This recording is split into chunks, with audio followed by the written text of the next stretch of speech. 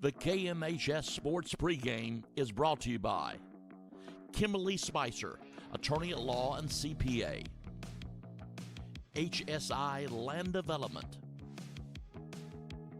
Bridges Hardware, .135 Real Estate, Horge Container Service, Hoppers Enterprise, Spake Concrete Products, Cody Barrett DDS, and Sky Country Transportation Services. I've only got Back one. here live. Good afternoon, everybody. Welcome to another season of Mountaineer football. I'm Drew Fulton, along with Craig Short, Lamont Littlejohn, Jeff Johnson on the sidelines. Guys, we've been waiting for it. It's here, week one. The Mountaineers, Golden Lions. First impressions. Well, my first impression, it got a little chippy at the 50-yard line after the warm-up, so I think both teams are ready to play. And Shelby looks pretty darn good. They look athletic as usual. I'm looking at number 99 right now, the new defensive – well, he's not new, but he's a highly recruited defensive end. He's young. He's only a sophomore. They look really good. Lamont, what you thinking? Well, listen, it's the Battle of Buffalo Creek, and it's the first game. And, again, this has been, I think, a true rivalry the last couple of years. I think we won a couple in a row. They got us last year, and hopefully we can get our lit back in this year. So we know what to expect with Shelby. Speed. We got to be in position. We got to be ready and not give up the big plays. Guys, we'll run down both teams. We'll talk about the other games going on in the area. It's the Mountaineer Pregame Show, brought to you by the Kings Mountain Touchdown Club and sponsored by Kimberly Spicer, CPA, and Attorney at Law, HSI Land Development. Whether it's land clearing, grading, or demolition, HSI is a company for you. Bridges Hardware, no need to travel outside Kings Mountain. They have all your hardware needs. .135 Real Estate, they are dedicated to matching buyers and sellers through personalized, hands-on service. Horge Container Service, experience hassle-free dumpster service with their reliable, quick delivery, ensuring no interruptions to your work schedule. Hoppers Enterprises, if you need a vehicle today, let Hoppers help. Spake Concrete, for large commercial buildings or you do-it-yourself projects, it's Spake Concrete. Cody Barrett DDS. Let Cody, Dr. Barrett, take care of all your dental needs. And Sky Country Transportation, cost-effective transportation service. It's Sky Country Transportation. We'll take a break. We'll be right back. Stay with us. More Mountaineer Pregame to come right after this. The KMHS Sports Pregame is brought to you by Kimberly Spicer, Attorney at Law and CPA, HSI Land Development, Bridges Hardware, .135 Real Estate, Horge Container Service, Hoppers Enterprise, Spake Concrete Products, Cody Barrett DDS, and Sky Country Transportation Services. Back here live at John Gamble Stadium, getting ready for the Mountaineers and the Golden Lions, the Battle of Buffalo Creek. Guys, let's look at last season's game. Not the outcome the Mountaineers wanted. Kings Mountain gave up way too many points to a fast-paced passing attack offense. We took a 32-16 loss to Shelby that would eventually lose to the fourth round to Monroe in the 2A playoffs. Land Farmer, can't say enough about this kid, 16 of 32, 251 yards passing in that game, 2 touchdowns, 2 interceptions, and I remember the 72-yard bomb to Tyler Morgan put another Golden Lion score on the board. Guys, I think Shelby was clicking all the way last year. They were. They got us out of the game early, as I recall. We were in it and feeling pretty good about ourselves, and we turned the ball over deep in their territory and then let them go down and score, and we just never could match them. And as you said, Drew, I mean, we know what Shelby has. That they've got great-looking players again this year. I mean, Land is as advertised. We've talked about him a lot. That he is great, and given the time, will pick us apart. And, you know, the thing I said in the preseason show, and Lamont, you can speak to this too if you want to. I mean, he's versatile, because if he moves, and he will move, he keeps plays alive with his feet. And if we get to him, he's hard to tackle because he's such an athlete. Yeah, he's an athlete. He's a big guy too. He's truly a D1 quarterback, and this guy, when he starts moving, it's hard to bring him down. And that's why I say our secondary especially cannot be out of position, because again, his wide receiver core is speed, and we know what to expect. But I believe that if our front four can put pressure on him, get him rattled, I think we can put him behind the sticks and possibly cause some turnovers. And our offense has to have sustaining drives. We can't have a bunch of 3-and-outs. I agree, and you know, he's flanked, of course, by those great receivers. Right. And he's got Jalen Tate, Tristan's brother, I believe, or cousin. And I've just looked at him, 21, and he is a load. Yeah. He's going to be a problem if he gets loose. And you know, we know how well coached they are. They're well coached around all through positions. We know the kind of program Mike runs. It's going to be a big challenge, but I will say it's going to be a challenge for Shelby. I mean, we've got a good team as well, and I'm sure Mike is great to be starting against us because I think it'll really show him what he's got in his team. Exactly. Last year, Tristan Tate was a main back for Shelby, 23 carries, 111 yards, 2 touchdowns, 4.8 yards a carry. And the Shelby defense last season racked up 9 tackles for losses, 4 sacks against the Kings Mountain offense. Really struggled against the Shelby defense last year. And I think you're going to see that attempt this year, Lamont. You tell me what you think, because I think they're going into it imagining, you know, KJ's youth. Right. I know he's a great quarterback, yeah, but they're probably thinking, okay, he's a sophomore. Yeah. He's not got a lot of varsity experience other than some scrimmages. Right. Let's put pressure on him and make him make plays. Oh, most definitely. I know I think Shelby got a new DC. Yes. Yeah, I mean, that's a no-brainer. You got a sophomore quarterback, his first start in a varsity football game. You know, it's different from Thursday nights to Friday night. It is totally different. And my thing is, I'm dialing up the pressure. I'm going to rattle him. I'm going to throw everything on, throw some different schemes at him. So I'm throwing everything at him to get him rattled, because I don't want to get this young kid going, and I don't want him to have confidence, because if KJ gets confidence with that arm, you know, and with the hey, listen, we have a receiving core as well. We do, yeah. And if he can get going with some deep threats, and you know how momentum shifts in a game. Yes. And I don't think Mike Wellbanks want that. Right. Kings Mountain had their problems last year as well, and some issues to work out. Dixon Velez, as you remember, got the start as the quarterback. Went 4 of 10, only 25 yards passing. TJ Armstrong comes in, completes 8 of 20, 134 yards, throws 2 touchdowns and 1 interception. But running the ball last season was our biggest issue. JoJo Hill only 12 carries, 26 yards, 2.2 yards a carry. And it's hard to put points on the board with those numbers. It is, especially when you're wanting to try to throw the ball, and you guys know this. The one thing that opens up the passing game is the running game. Yeah. And so, I mean, that's common sense. And so when we weren't able to run the ball and we had to exclusively throw almost, and then you see what the stats were, Shelby had a great defensive plan last year. And I'm going to think that's the type of thing they're going to try to emulate this year to get us off kilter.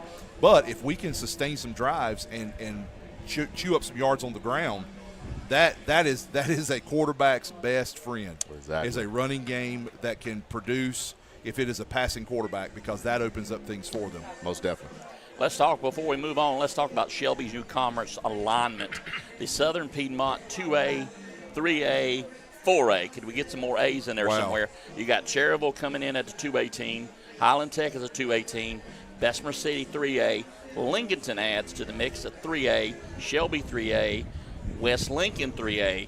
Burns moves to 4A, and East Gaston 4A. And then one more, Stuart Kramer. Yeah, that's right. Stuart Kramer, I left off the list. Here's my question. You know, it's always been Shelby's conference, always. And Burns has tried to play second fiddle, trying to upset Shelby, but just hasn't ever gotten it done. With the added teams of Stuart Kramer, West Lincoln, and Lincolnton, does it give Shelby a little bit more trouble in their conference? I think this is still Shelby's league. You know, I'm not sure about West. I know back in the day, maybe about 2 or 3 years ago, West Lincoln had that strong running back. I'm not sure what they have now, but West Lincoln, the Lincoln teams may give them maybe a first or second quarter threat. But I believe the way this Shelby team is built this year, they're built to win it all. Yeah, and here's how I'd see it too. I completely agree with you, Lamont. Yeah.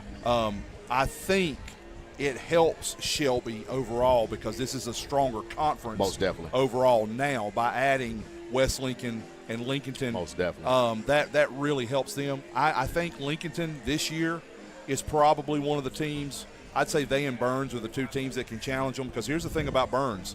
We know how good they'll be. Right. I mean, they may not start as strong as they want sometimes, but they will finish strong. Right. And Shelby plays them the last game of the season, if I remember correctly. Yeah, I do. So, that's a rival game. Correct, it's a county game. Correct. So throw out the records. Absolutely. Yeah. And if Burns gets on a tear this year, they may give them something. But right. I think Lincolnton will be okay against them. Yeah. And then West Lincoln, to your point, they're like at South Point in this respect. Yeah. They run their offense very well. They run what caters to their personnel. Yeah. They'll be tough, but athletically they won't be able to match Shelby. Right. I don't think the other teams have anything for them. So I do believe it's still their conference to win. Yeah. But it is a better conference for them. I think which I think will help them moving toward the playoffs because they're going to play a little bit of tougher team via the conference this year as opposed to what they've been in the last few years. Right. Well, guys, let's take a break. When we get back, we'll talk about, we'll break down both teams. Stay with us. It's the Mountaineer Pregame Show brought to you by the Kings Mountain Touchdown Club. Back right after this. The KMHS Sports Pregame is brought to you by Kimberly Spicer, attorney at law and CPA. HSI Land Development. Bridges Hardware. Point 135 Real Estate. Portage Container Service. Hoppers Enterprise. Spake Concrete Products. Cody Barrett DDS. And Sky Country Transportation Services. The frequency on that monitor. Back here live, John Gamble Stadium. Drew Fulton, Craig Short, Lamont Littlejohn, and Jeff Johnson on the sidelines. Guys, it's gonna. I hope everybody packed a lunch because man, it's gonna be something to watch. I brought 2 peanut butter and jelly sandwiches. I think Craig got deviled egg sandwiches, so we may have to let him sit outside because I don't know. Deviled egg and broccoli. Deviled egg and broccoli. I don't even want to ask. Fiber and protein, right? Check out a new camera. What do you think about that, guys? Right here, our camera lined up, ready to go. Right. Getting ready for some great action here tonight. I will say again, as I see us on air, we have the perfect faces for radio. Yeah, that's it, bro. But Lamont, he gets to put his face on display every week for the Lord at his church. Well, yeah, that's always good, right? It is. Serving the Lord. Not all of us can look as good as Lamont. Amen. Stop it. Amen to that. Y'all got a brother blushing. Hey, we need to get, since we're going to do that right there, we need to get Jeff like a GoPro portable to hang on his hat bill so we can see Jeff like when he's running up and down the sideline. Right. Yeah. Well, guys, let's talk about Shelby right quick. Let's talk about Shelby right quick. Land Farmer, we talked about him earlier, listed as 6'3", 230 pounds. Got a thunderbolt as an arm. Last season, 14 games, he was through 182 passes. He threw 286 of 182. 2,723 yards, had 64% completion rating, threw 32 touchdowns and only 12 interceptions. Great in the pocket. Maybe the only flaw I see is he's not too settled when the pressure's coming. Correct. That's why I said that we need to put pressure on him. I think his sophomore year, which is 2 years ago when he was here, we had an outstanding defense.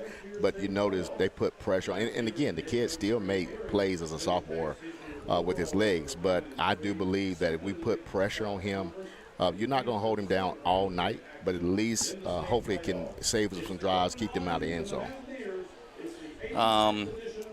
Some targets he has. Let's talk about number one, Emmanuel Collins, 5'6", 135-pound junior. all the scouts says that this is going to be the number one receiver for this season. Last year he had 31 catches, 354 yards, and 2 touchdowns. I heard Lamont talk about this Collins kid earlier. Yeah. What's your scouting report? He's the truth. He is the truth. His father played college football. Also, he played for the Baltimore Ravens preseason. Of course, he was cut, but again, it's in his genes. Dobson Collins is his father, so the kid is like that. He's lightning. You know, they always have that one receiver is just lightning fast. We remember Isaiah a couple years ago, who's now playing for East Tennessee. He's another Isaiah. Bridges, and so the guy is the truth. He has magnet for his hands. The kid is special. He works hard. He's only maybe 5'6", you know, but he is big. He's huge whenever he's on the field. He knows how to find the gaps. He knows how to sit down. And his dad, again, basically a pro receiver, has taught him all of those things. And so route running, I mean, the kid is special at his age. And I'm telling you, if he can get a little taller, 5'10", 5'11", the kid will truly be D1. And so we'll see him tonight. We just can't get him loose, allow him to be loose.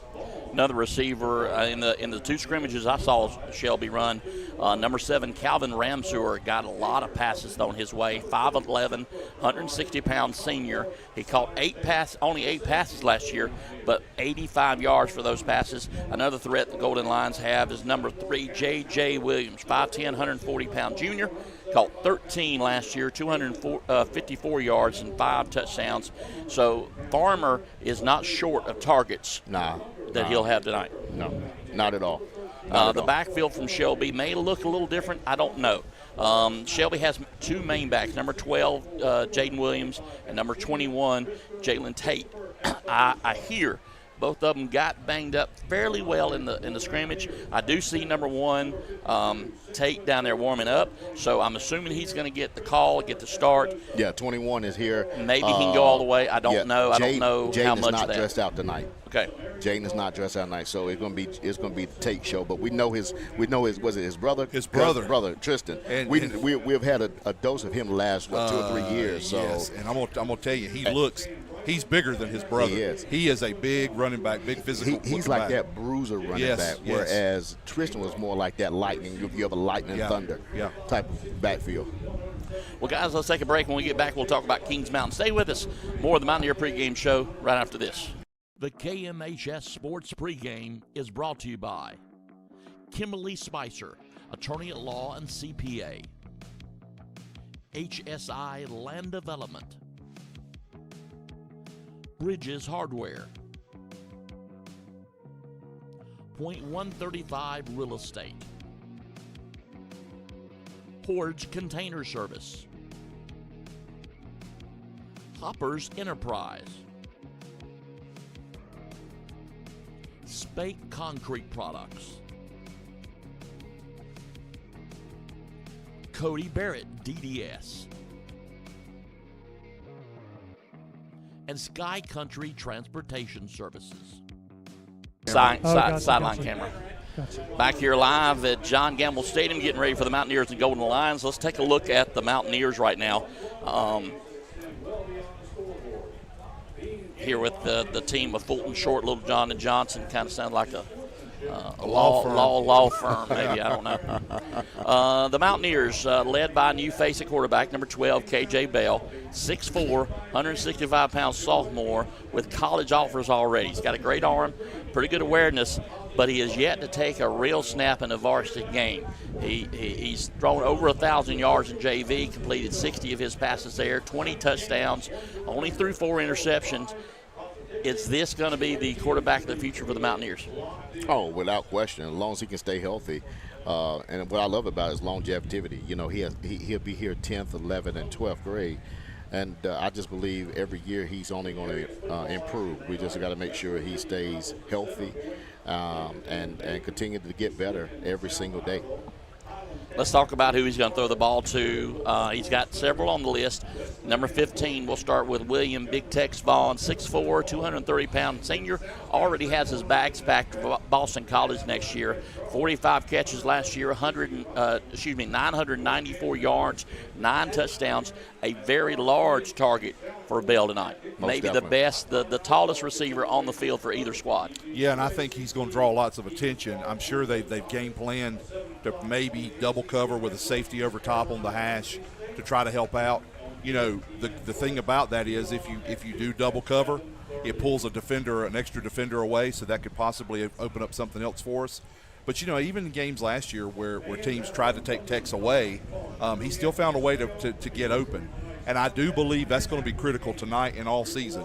Our receivers have to run crisp routes, and as Lamont was saying a minute ago about the young man from Shelby who does a good job finding his spaces, our receivers have to work their way open, and KJ's got to throw balls to open spaces. That's like right. He's got to throw them open, I believe, sometimes right. to be able to help himself. Because we talked about this before. Like, we've talked about this for years. The more completions, a very obvious statement, but the more completions he has, the more confidence he builds, that's and right. it just goes and goes, and that's what we need to see. And we know and tell him, Mountaineer Nation, let's be patient with this young kid. And even tonight, let him get settled. You know, hopefully we have a good first drive, second drive. But if not, all he has to do is just get settled, set his feet, and regroup and focus. And because it's a long game, it's 4 quarters. Let's look at Bell's partner in crime last season, number 5, Xavier Hutchins. 6'2", 170-pound sophomore. Xavier and KJ have spent some time together. Could this be the duo that rises to the top of the season, especially if you have a lot of teams trying to double cover Texas? I'm telling you, X is going to be the X factor, and a lot of teams are going to look at Tex. But I'm telling you, I saw this duo in JV last year, and it was amazing the catches that X went up. Hutchins went up and caught. The kid is just like an Emmanuel Collins. He has a magnet for his hands. I even compare him to even the legendary Kobe Peso. Yeah, man, I'm telling you, this kid is it. He's a sophomore. We got 3 more years with him. Just stay healthy. And another kid, number 3, Devin Harper. I mean, we got a good sound wide receiving core. The line just got to give KJ some time, let him set his feet, make the right pass. And to your point, Drew, I do believe that they can be that duo. I also believe that if they double Tex and take him away or try to, and Xavier starts having a big night in some of these games, then that's going to pull coverage back to him, and then it opens up Tex again. So I think that this is one of those things where you're going to have to pick your poison a little bit and figure out what you're going to do. You'll see a lot of teams trying to keep us underneath and break off the big stuff because I just think that's where they feel like they'll have more success. But you're right. I've seen Xavier as a young kid already make some great catches. Yeah. What I hope KJ doesn't do, though, and sometimes, Lamont, you'll know this because your son is such a great quarterback, but even he did this some too because all young quarterbacks do. Yeah. They sometimes will lock in on a receiver. Yep. And they have to – I hope he's learning or has already learned to distribute the ball when he has that opportunity, because if not, that kind of – is easier to game plan. And also, hopefully, the quarterback coach is teaching him how to look off the safety. Yes. You know, don't snap and look dead at Tex because, again, that's going to be a pick. Right. And so we got to learn, and I think he is. You know, again, his first sport is really baseball. Right. He got a tremendous arm. Right. But if he understands the quarterback position and how to look off that safety, I mean, I'm telling you, if this kid get confidence, I ain't worried about the arm strength. I ain't worried about the accuracy. He's going to get it there. And, you know, I've noticed, too, as he's played, I mean, just a little bit, we've been able to see him in the scrimmages. Right. He doesn't have happy feet. No, he doesn't. He stands in the pocket. He moves when he has to. Right. That's something that's going to help as well. He knows how to get out of trouble.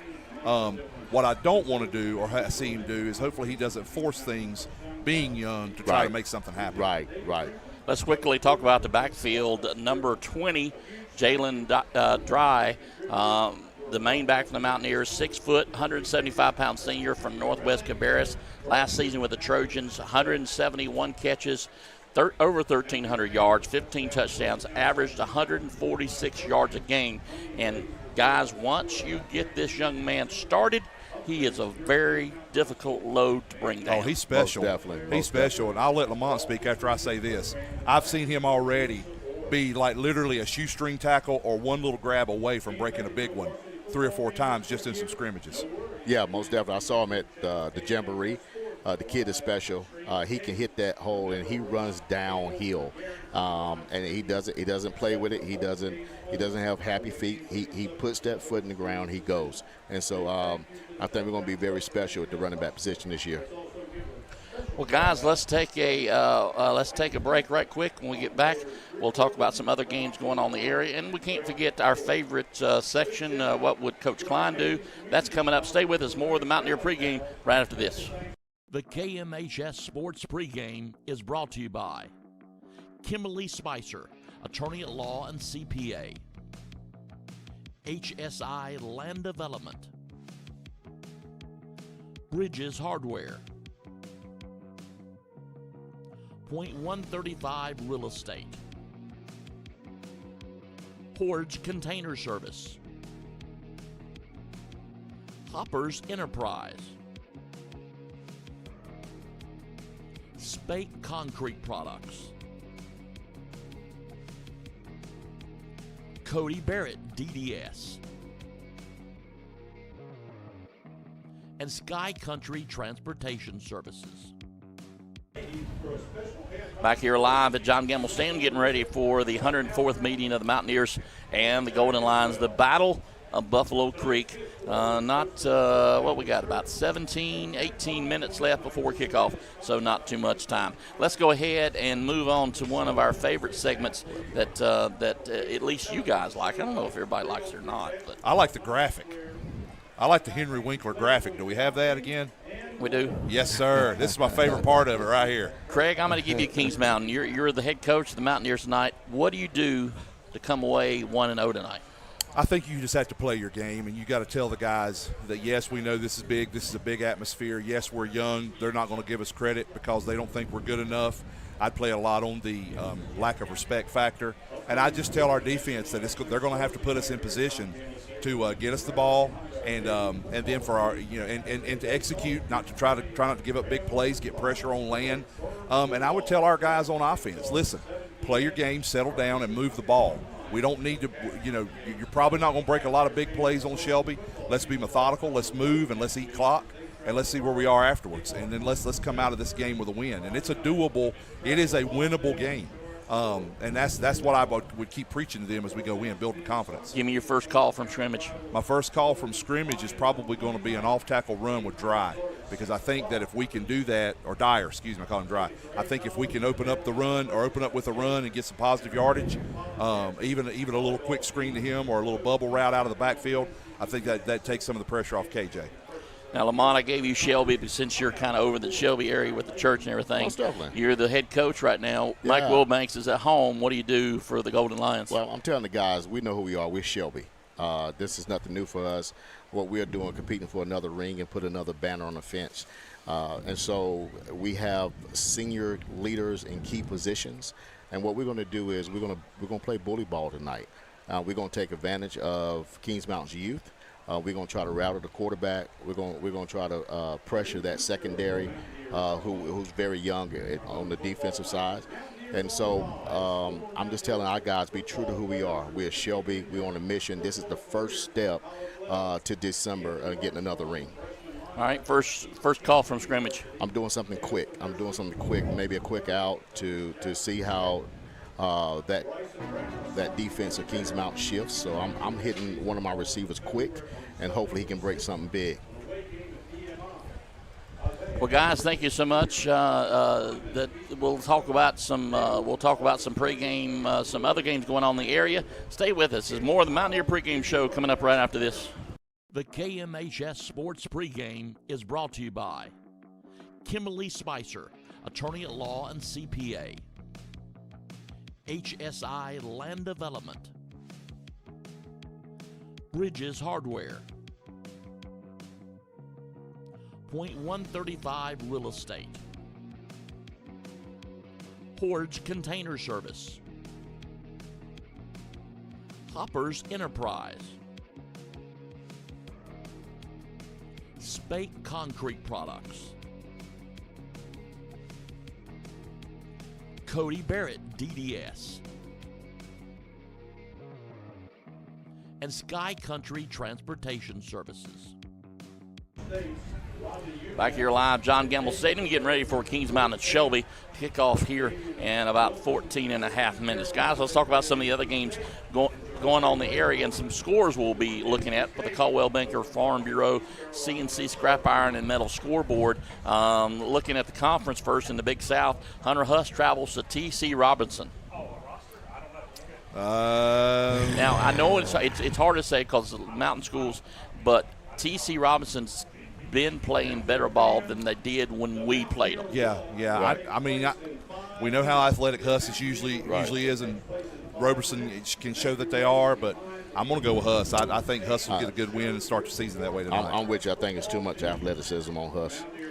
Forest View at Stuart Kramer, which used to be a conference game. It's not anymore. The Jaguars and the Storm. I'm going with Forest View. Yeah. And the reason I'm going with them is just because I just think they're better than Stuart Kramer. Correct. I'm with you. Stuart Kramer had a lot of turmoil in all season. I don't know if they've recovered from that. Right. Forest View, I'm going to say they're going to get the win tonight. Big Gaston County rivalry, North Gaston at East Gaston. I think the Warriors will get it. Yeah, it's going to be a toss-up. I'm going to be interested in what Wilson has. Yeah. I know that he had a couple of scrimmages and saw some interviews where he wasn't happy with the guys, the way they performed. So I think it's going to be a back and forth, but I think East Gaston will come on top. I hope Darrell wins because I'm pulling for Darrell, but I think that East Gaston's going to be a little bit better. Right. Let's look at Crest and Burns going on the other side of the county. Yeah. If Crest, Crest is like Jekyll and Hyde. They played well the first half. Yes. Their problem last year is that they couldn't hold a lead. Right. Second half, they just crumbled. Yes. And so they have the senior. Listen, they have everything to win it in the 5A. Yes. Everything. And this is the expectation. But again, Burns knows that, hey, ain't nobody's counting on us. Right. This is a dangerous game. Right. You have a couple turnovers here and there. You give Burns some. I don't think Burns is going to beat them. But again, you don't want. Gray Lord doesn't want this a close game. Exactly. And it was last year. It was. Everybody thought Crest would blow them out, and Burns held right with just like Burns did to us. Right. And so, this is a dangerous game, but I think the Chargers just have too much. Most definitely. Let's move on to Hickory at South Point. The Red Tornadoes against the Red Raiders. This one right here is going to tell me a lot about both teams. Yep, it is. As we've said a few times, Hickory's JV has been undefeated the last 2 years. We know how good South Point's supposed to be. Right. I think it'll say a lot about both. I think because it's at South Point, you got to give a little bit of a nod to Hickory because they also don't see teams that run the triple option. They don't play, to my knowledge, and haven't been playing teams that run the triple option. At least teams in our conference that might not beat South Point, but they're used to seeing it. And besides, Hickory is down 14-0 when they got the bus. Amen. So I really believe South Point will pull this out. Yeah. West Mac at Ashbrook. Ashbrook. That'll be a running clock, I think. Bessemer City, Pine Lake Prep. Pine Lake's been decent the last few years, but I also think that Bessemer is feeling pretty good about themselves, and because of our ties to there, I'm going to go with the Yellow Jackets. Correct. West Lincoln at North Lincoln. I don't know what all North Lincoln lost off last year's team that made it all the way to the semis, or the quarters. They were good. We saw it earlier what West Lincoln does, what they run, and they run well. Right. I just have to think that I say this: if it is an offensive game, North Lincoln wins it. If it is a methodical ground and pound, eat the clock, West Lincoln's going to win it. And it's going to tell. It's like the Hickory and South Point game. It's going to tell a lot about both teams. I agree, Lamont, and I don't know anything about either one. So since Aaron Allen's last son is playing, well, I'm going to go with the Rebels. Yep. Let's talk about another rivalry, Maiden and Lincolnton. Biggin. Yeah. That game is usually toward the end of the season. Yeah. So, yes, there's a lot on the line just for pride in that at the beginning. I think this will say a lot about the Wolves. We'll see how good they are. Because they're on their home turf. Yes. If Maine comes and hit them in the mouth and beat them, then Yeah, I agree. Yeah. Let's go south the border. A big one, Independence at Gaffney. As Lamont said in the preseason show, I think Independence is good again. Yeah. But boys, I'm telling you, Gaffney's different. They are. Gaffney's competing for another state championship. I mean, they are already locked in on that. I just don't think that. I just don't think Independence can beat them. No. Clover Eagles at Chambers. Chambers have been down for the last couple of years. Yeah, It's going to be interesting. Clover is always fundamentally sound. I'm not sure what their JV is like, but they've always played decent fundamentally football. Yeah. It's at Chambers. You never know if Chambers can stay disciplined. I think Chambers can pull it out, maybe a touchdown. And the last one, Blacksburg at Ware Shoals. Wildcats are going down looking for a win. Ware Shoals has a really good quarterback. I think this will be an even game. Yeah. They think this is a game they can win, so hopefully the Wildcats will pull it out tonight. Well, guys, let's take a break. When we get back, we'll finish up pregame. We'll get ready for the kickoff here, so don't go anywhere. It's Mountaineer football right here at KMHS Sports. Stay with us. Don't go anywhere. The KMHS Sports pregame is brought to you by Kimberly Spicer, attorney at law and CPA. HSI Land Development. Bridges Hardware. .135 Real Estate. Portage Container Service. Hoppers Enterprise. Spake Concrete Products. Cody Barrett DDS. And Sky Country Transportation Services. I don't have my mic, my press box mic, so we're going to I might hook up a mic at halftime. No, but welcome back, John Gamble Stadium. Thank you so much for tuning in, ending the pregame show. Band coming on the field. We want to say thank you to our game sponsors, Christy Sellers with Howard Hanna Real Estate, #1 real estate broker in the Carolinas. JWH Contracting, general contractor specializing in vintage and historical projects. Carter Bank and Trust, a new location in Belmont. Brittany Austin and Company, where real estate is more than a transaction, it's a community. Venue at Turkey Ridge, the best location in the Carolinas. Butler Tire and Auto, Kings Mountain's top auto repair and tire professionals. Invaded Pools, they bring paradise to your backyard. Carolina Golf and John Gamble, Charlotte's #1 shop for golf, buy, sell, repair, and more. Long Branch Land and Water, grading, clearing, and erosion control. The Gutter Guides, the area's best gutter and roofing service. Carolina Chiropractic and Brad Moffitt take an innovative approach to treating health problems. Flooring America, specializing in carpet, tile, laminate floors, plus kitchen and bathroom designs. Pinpoint Fence, specializing in residential, commercial, and industrial fence. The Kings Mountain Optimist Club, promoting and building a great community. M&T Plumbing, family owned and operated since 1958. TC Mechanical, experts in cooling and heating. Carolina Plumbing, where plumbing's done right. And the Butler Outdoor Designs, build, maintenance, your full-service landscaping company. We'll take a break. We'll be back with the kickoff. Stay with us. Mountaineer football to come right after this. The KMHS Sports pregame is brought to you by Kimberly Spicer, attorney at law and CPA. HSI Land Development. Bridges Hardware. .135 Real Estate. Portage Container Service. Hoppers Enterprise. Spake Concrete Products. Cody Barrett DDA.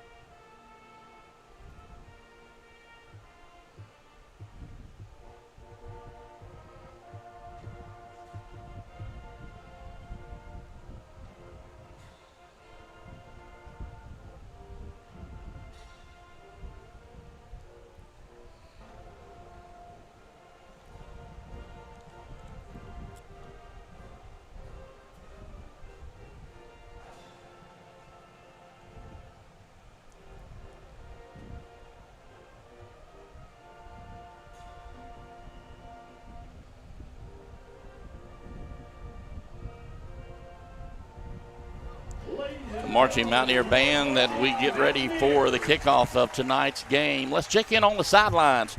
Jeff Johnson's our man on the scene. Jeff, the weather looks good up here. We can feel the breeze. What's the conditions on the field? Man, it's perfect.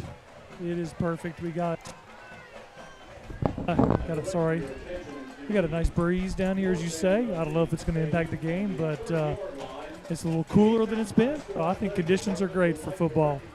I do want to bring attention to the new uniforms the Mountaineers are wearing, the band is wearing. They were on order last year. We never could. They wore them in the parade, but we never could get them here in time to wear them. And, man, they do look sharp. Plumes on top, ready to go.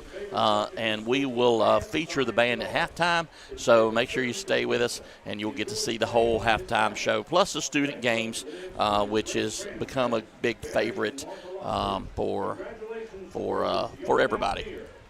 Getting ready for the kickoff.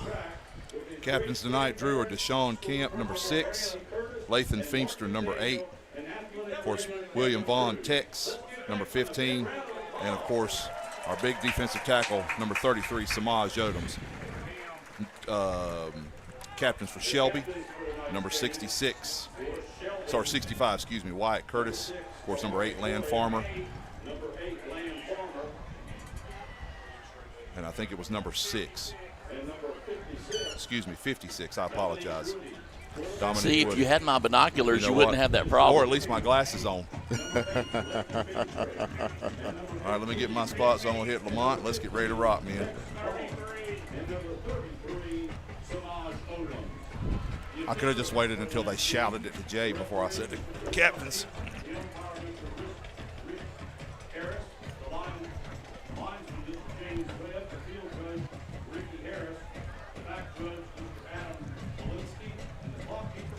And he tosses it, trying to see. It looks like Kings Mountain has won the toss and deferred to the second quarter.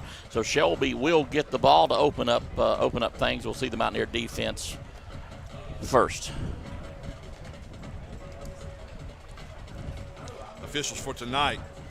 This is what Terry loves.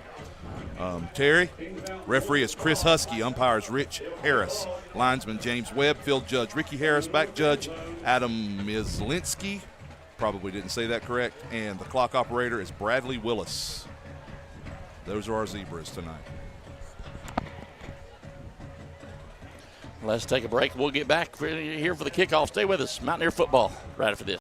KMHS Sports is brought to you by Christy Sellers with Howard Hanna Allen Tate Real Estate, Carter Bank and Trust. Live life to the fullest. JWH Contracting, John Gamble and Carolina Golf, the venue at Turkey Ridge, and Butler Tire and Auto Service.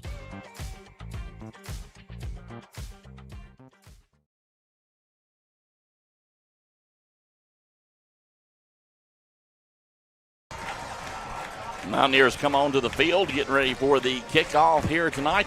Thank you so much for joining us live here at John Gamble Stadium. Lamont Littlejohn, Craig Short, Jeff Johnson on the sidelines, myself, Drew Fulton. We've been waiting for it, guys. Game 1 is here. Week 1 is here. And Mountaineers supporting all black tonight. What do you think about the all black? I've always liked the all black, and I really like the new uniforms. They are smooth. They look good in person down here on the field.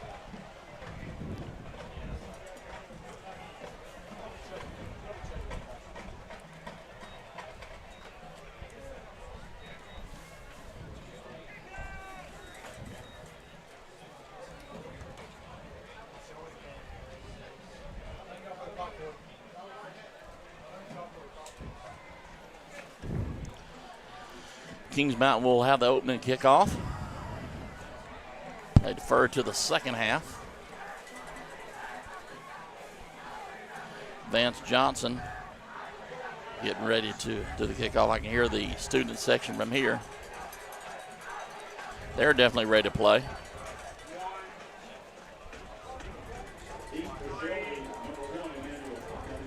Good crowd already, but still a line outside both gates of people trying to get into the stadium.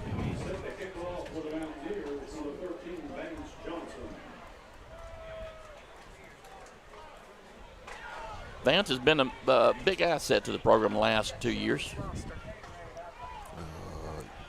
You know, we've for the last maybe 6, 7, 8 years, we've had a pretty good kicking staff. Yes, we have. You know, part of that, Drew, is because the coaches that are here and the coaches that were here before make it a priority. A lot of schools don't prioritize special teams until it hurts them. Until week one. All right, who kicked the ball? Exactly. And one of the things that Kings Mountain has done for years is they've prioritized special teams, and you have to. You know, I think it's not hyperbole. People say, well, you got to work on all three facets. You do, and that's one thing we've done well with, I think. I think one of the officials and Coach Herring are conversing on the sidelines holding up the game, but I think that's broken up. I think we're about ready to go, guys, get this game underway.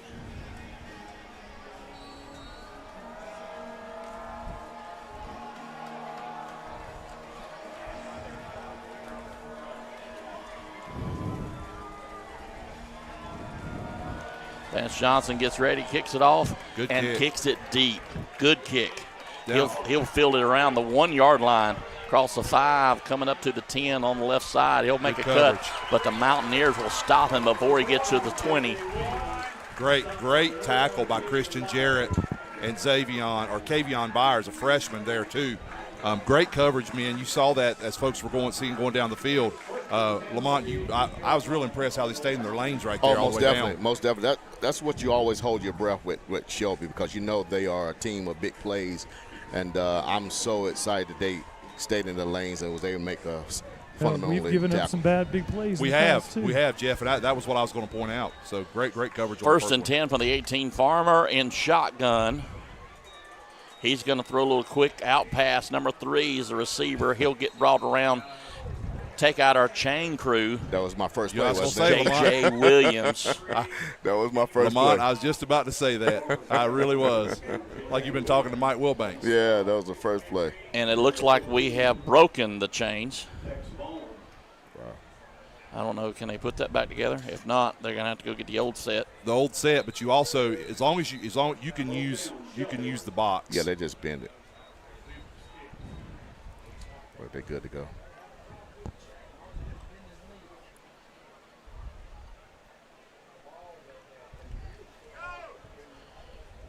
There we go. Looks like they got it. So I think they bent it back. First and 10 for the Golden Lions. A little out past Williams.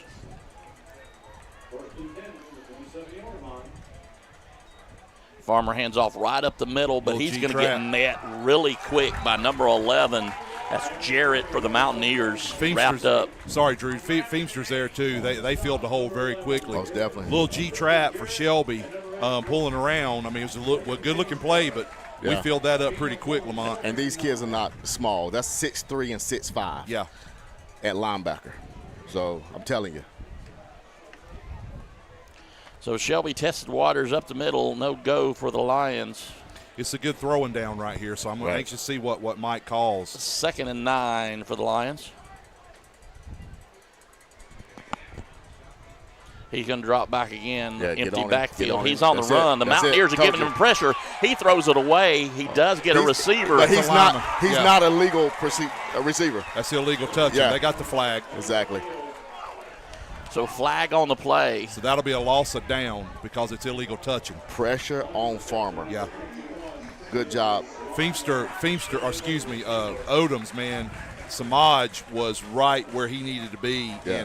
And that was Tex. That was Tex coming. Well, it was off the edge. What I was going to say, the pressure, though, Samaj strung it out. And I'm going to tell you, our defensive tackle right there who's coming off to get a blow, big Samarian Dawkins, man, he got good pressure up and a good push, replaced by Jordan Littlejohn right now. So great. I'm with you, Lamont. Great play, and that's what we're going to need to happen. We have to. So repeat 2nd down, but it's going to be 2nd and long this time. 2nd and really long. Farmer's lining up in the shadow of his end zone. No, it's 3rd down because it's a loss of down. Okay, 3rd down. It's not right on the clock. 3rd and 27. He can stand around his 5-yard line and get the ball. Passing down. He's scrambling again. Mountaineers pull him down. Safety. Yes, sir. That's not what Will Banks wanted. And to they start do with. call That's it what a we safety. said. No, it's not. Yes, sir. And I'm gonna tell you something, men, and some people would maybe disagree, but Lamont, I think that's a coverage sack That because was. I mean, we got pressure on him and we did a great job. But our DBs did a tremendous job covering right there. Coach Carroll and his schemes. Yeah. I'm telling you, genius. Yeah. Well, it was definitely a coverage sack. I mean, he was back here 5-6 seconds. Most definitely. Most definitely. And that's the thing, Drew. That's what we talked about early. He's so big, he can see the field. He's hard to tackle. Well, he's also smart enough. He should have thrown the ball away. Yeah, I agree with that. Right. And one of the things with Land that we've seen in the past years, he holds on to the ball too long. Yeah. And Well, that's what I was going to say, Lamont. He's moving backwards. Yeah. I don't think he had awareness he had crossed Yeah. at the goal line, Well, and he had to eat it. yeah, you know, we want him to keep holding on to it this game, and he can improve the next game. I just love the fact that both those last two plays, we got pressure up the middle. I'm telling you, you got to keep Moved pressure him on. off You got to keep his pressure spot, on yeah. Farmer. You can't let him sit in the pocket. He'll eat us alive. Great job with our DL and coverage. So Matt Grenier, am I saying that right? Grenier, number 81, sophomore, 155-pound, 5-foot sophomore, will kick it off. Is either Griner or Grenier? I think it's Griner. In over ear and kick. Mountaineers cross the 30, 35, 40. Got a block or two. He'll make it up to flag on the play. He'll make it cross the 45. Yeah, there block in is the a back. flag on the play. Block in the back.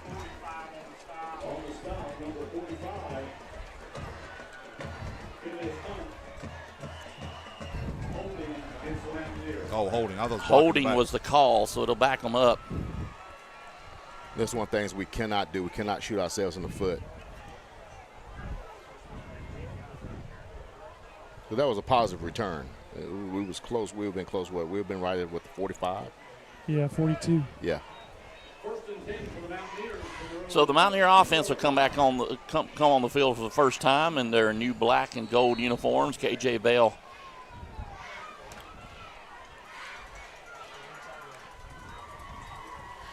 Quick pass. Oh, caught flag. number Should 3. have been a face mask, Yeah. I thought, or maybe got his shoulder.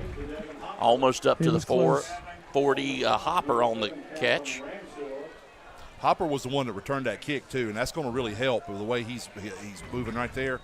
The quick out was a Right. good shot, Lamont. I think Yeah. that getting the ball out of KJ's hands quickly is good.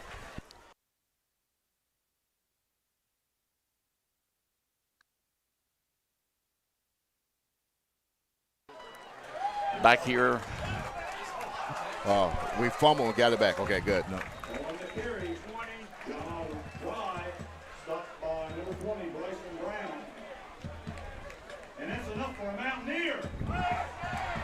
Dry with a carry right there, Drew. Yep. So that's going to be good. Like Lamont, that was Yep. good heads up on the play to get right back on the ball. Most definitely. I love what I'm seeing out of this offense. We just got to keep sustaining it. Bale calls the signals. Hands it right up the middle to Dry. He crosses the 50.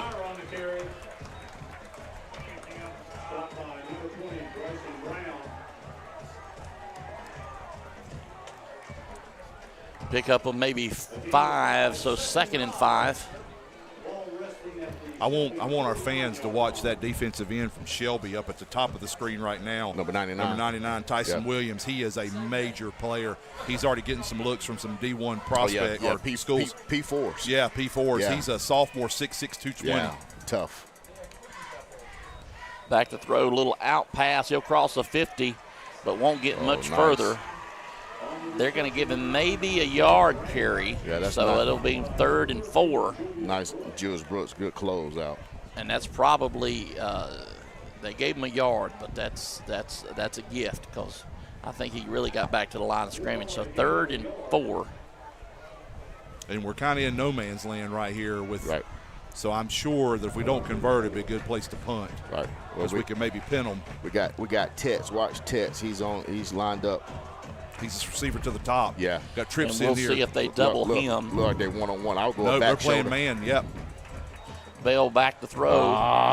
And just That's throws what it it was. away. It was a back shoulder, but Yeah, just it was. That's an inaccurate throw. And I'm going to tell you, that might have got the pressure might have got him a little bit. Yeah. They were coming to him pretty quick, but I give KJ credit. Yeah. Getting rid of the ball really quickly, so that's not bad. They had coverage underneath. I mean, that would have been dangerous Yeah. if you threw it on target. Yeah. So the Mountaineer punt team will come on the field. Vance Johnson will do the punting duties. Back deep to receive is Collins, which we talked about in pregame.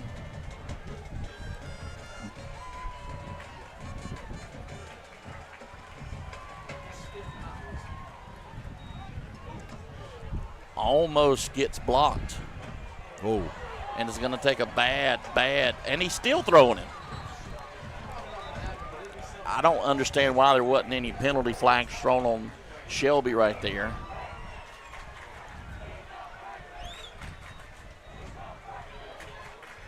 First and 10 for the Golden Lions from their own 30-yard line.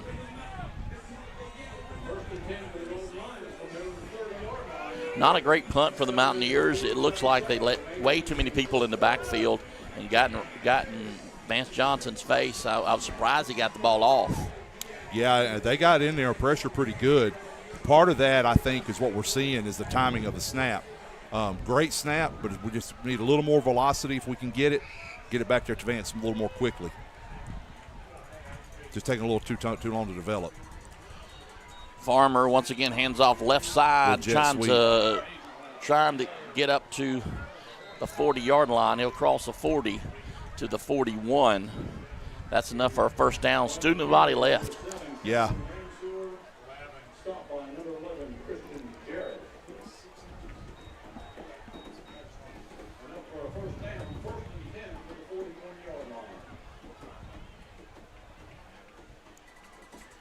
Mountaineers go to a 3-down lineman set here. Farmer back to pass. He's under pressure. He's struggling getting around the left side. Just going to run out of bounds. He'll get 5 yards in it. Yeah. 2nd and 5. Procedure, though, it's going to come back. Whitehead threw it in the back, so we knew it was a shift. I think what happened is we were moving a little bit up front, getting ourselves set, and I think one of the guys moved too soon for Shelby, obviously. So 1st and 15.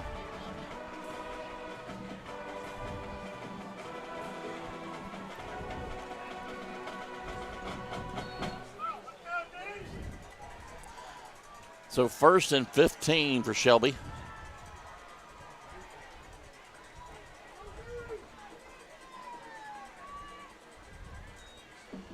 Farmer back to throw again. Just a little out pass and incomplete.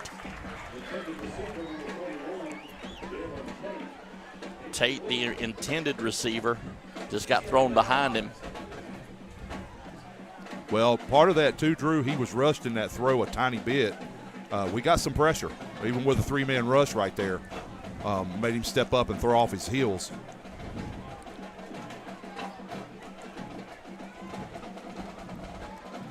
I just love our pressure that we're doing. Again, we keeping him. He's a little unsettled, so which is real good. Fakes the handoff, throws it right over the middle, complete. He'll get up to close to the first down. He'll be short, maybe 4. Bring up a 3rd and maybe 4 yards. That's a great call right there. That's what we ran to start our drive a moment ago. A little hot route on the inside. Ours was more of a sit, but theirs was on the slant. Landed a good job getting that off right there to Calvin Ramseur.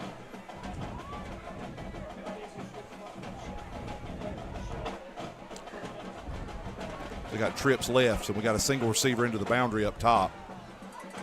Call it 3rd and 5. Farmer makes his call. 3 receivers to this side, 1 to the top side. He'll drop back and throw again. Just a quick pass. Nice. That was a incomplete. great play Mr. by Silas Tate. Yes, sir.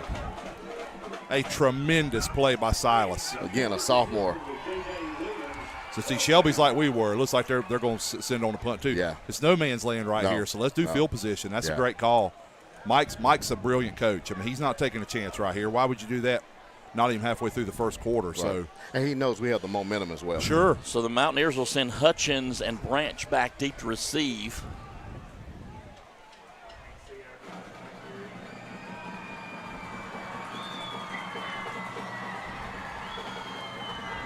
Great punt. Pretty good punt called around the 15. He'll get a little bit of running room. Crosses the 25. Yeah.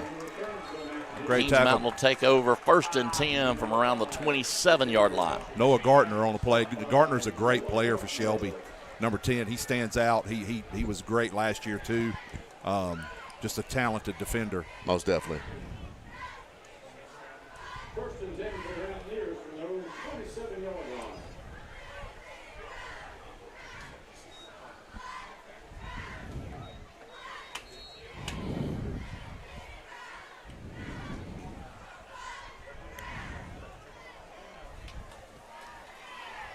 First and 10, Mountaineers. Bell hands the ball off left side.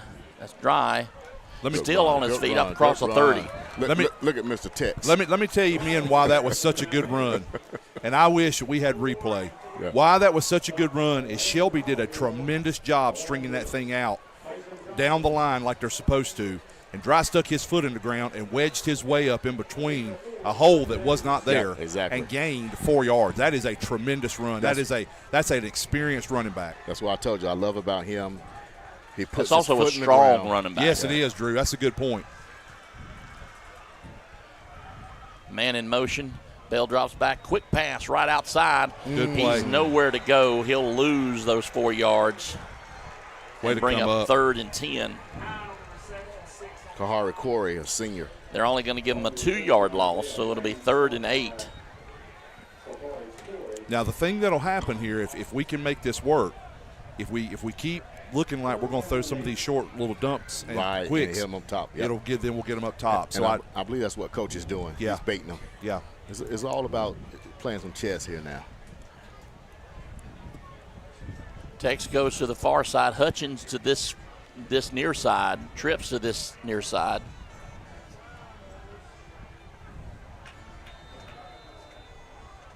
And whistles. A flag. How did we get a delay? Yeah. They should have reset the clock. I don't guess they did. Maybe I wasn't looking at it, honestly. I was watching it. So delay of game Right against call? Kings Mountain. Nah, now it's 3rd and 13. So that's not what we wanted. No. Delay of game against the Mountaineers, 5-yard penalty. 3rd and 13.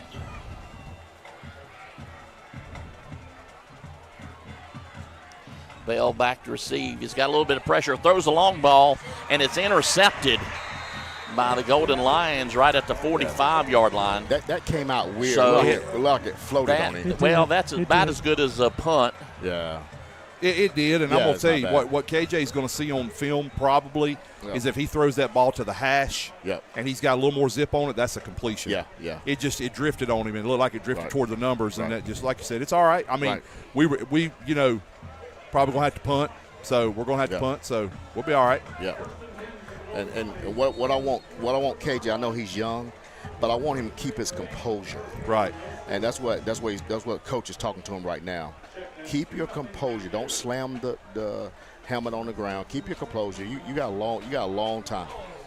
Farmer with a quick throw. He's going to make it across the yards to go. He'll maybe pick up We got a 4 man on the down. carry. It's like a shoulder. I think he landed awkward, That's Jeff. number 7, Gomez. He's a freshman. He is a freshman. Good size freshman too. I think when he went out there and he kind of lost his footing and he fell on it. Yeah, He's- that like a stinger. Yeah, He's it, back That's what I was up. thinking. He kind of stuck his arm out. Yeah, that and that looks big a running stinger. back ran right through his shoulder. If you ever had a stinger, you know what the young man is feeling right now.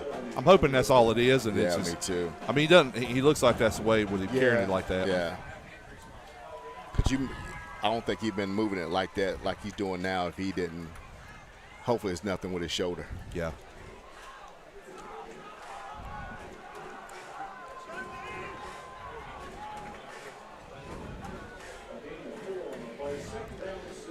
So 2nd and 6 for Shelby.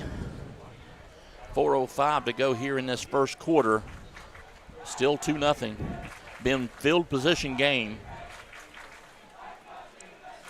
Yeah, I mean, you love this. This is the Battle of Buffalo Creek, and that what type of game you want.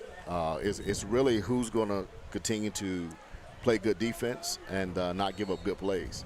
And both teams are playing good defense.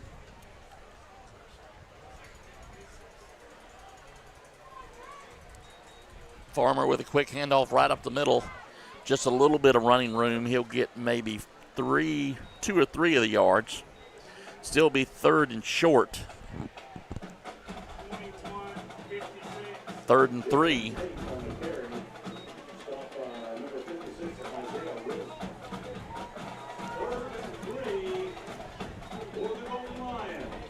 It's a big 3rd down play here for the Mountaineer defense.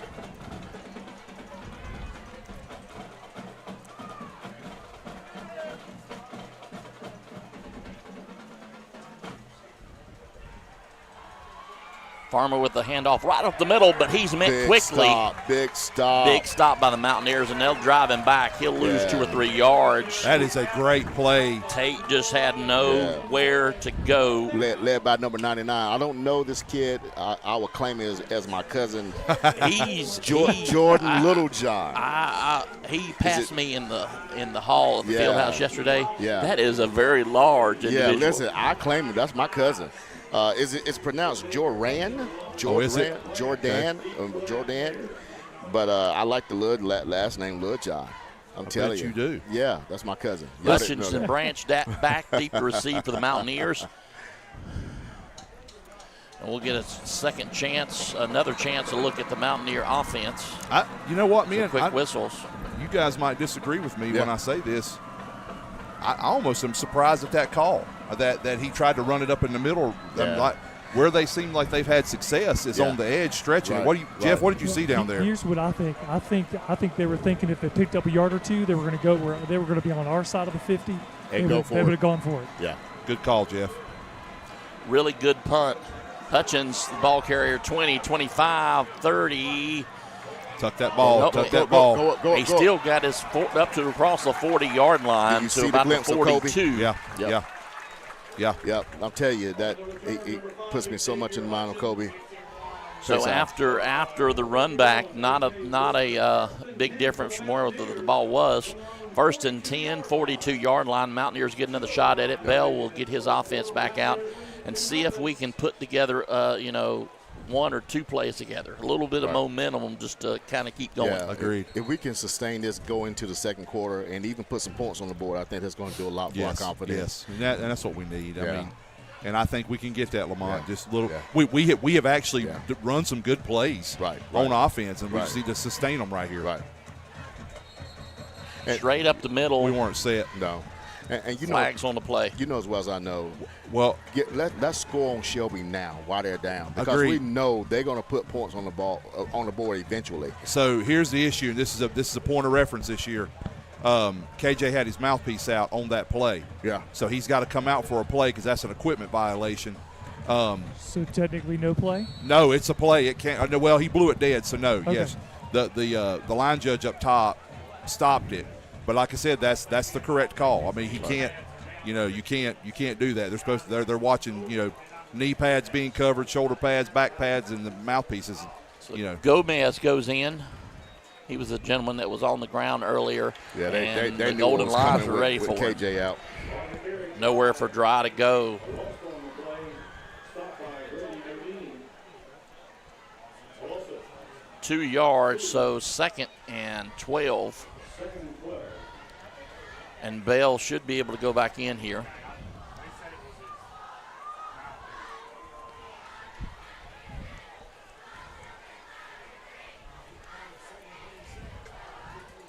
Williams will go as the receiver up on the top far side. 2 receivers this side, man in motion. There it is. Bell rolls there out looking for the There long is. ball. God, he's got to put some more. And in and out of both of their hands, incomplete. It's a great call. If he would have threw a little sooner, it's heading. Yeah. Really, either of those receivers could have easily come up with that ball. And that's what I'm telling Mountaineer Nation. Be patient with KJ. He's going to get it. He just got to get settled. He's going to be all right. But if he would have thrown it just a little sooner, that would have been a touchdown. Now refocus, because the plays are there. I love the play calling.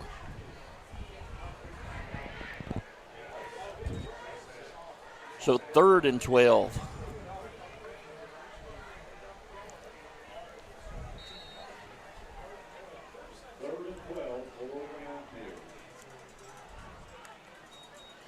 back again to Set your receive. feet, He's set under your feet. pressure, Set looking your for a feet. receiver. Holding. Flag on the play. It's holding. Nice. And good catch up to the 40, sir. across the 35, and It's he'll going- go out of It's coming bounds. back. It's coming It's back. Flag on the play. And that's a spot foul, so it's Right. 10 yards from right there. Was it a good call? Yeah. It I was was. watching. Yeah, KJ it roll was. out. Our tackle on the right side just got a little bit too Yeah. much cloth. And that's where I believe KJ is going to be most dangerous on the scramble. And with the receivers, him and X just know how to look at each other and see this. I saw this all last year.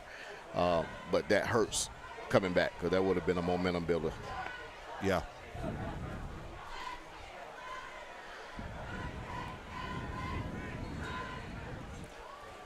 So still third down and 22 for Kings Mountain.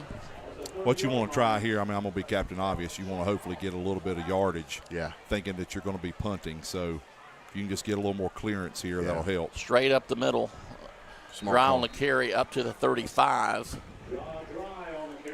Good 5-yard run for that gentleman. And bring up fourth down, and the punt team will go in, and the clock will run down. So that'll conclude the first quarter. Stay with us. More Mountaineer football to come right after this. KMHS Sports is brought to you by Innovative Pool Design, Long Branch Land and Water, Brittany Austin and Company, Carolina Elite Plumbing Services, where plumbing's done right, Brad Moffitt with Carolina Chiropractic, and Flooring America.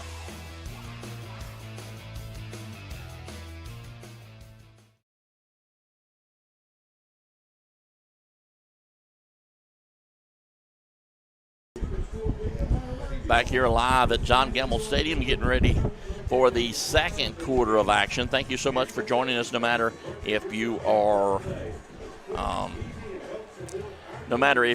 a Kings Mountain fan or a Shelby fan. Glad to have you aboard the broadcast. I will tell you, this is a Mountaineer broadcast, so we are going to be Kings Mountain through and through. Yeah, we're Kings Mountain. We're Mountaineer bias. Love all the kids, but we're biased toward the Mountaineers. All right, be honest, guys. How many of you predicted the score being 2-0 after one quarter? No way. No way, man. But I love it. I'll take it. Quick whistles again. And, Jeff, that's what we get, this county rival. That's what it comes down to. We got some dynamic athletes in Cleveland County. No flag, just resetting everything. Vance Johnson gets ready to punt it away. Collins back deep to receive for Shelby.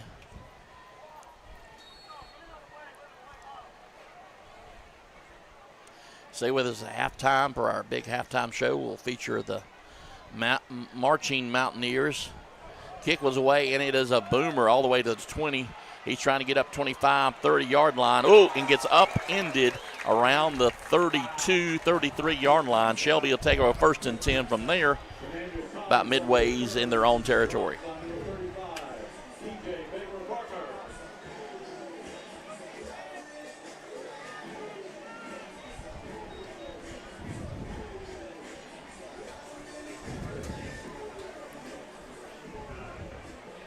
Yeah, make sure you stay for the On Q Financial, KM Elite, and Audio Designs halftime show.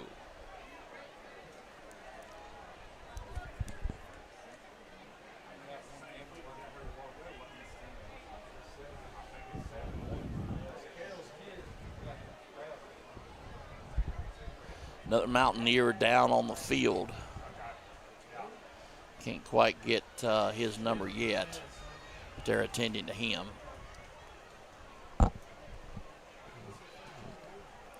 While they do that, we'll step away. Stay with us. We'll be back right after this. KMHS Sports is brought to you by Pinpoint Fence, the Kings Mountain Optimist, M&T Plumbing, TC Mechanical, The Gutter Guys, and Butler Outdoor Design.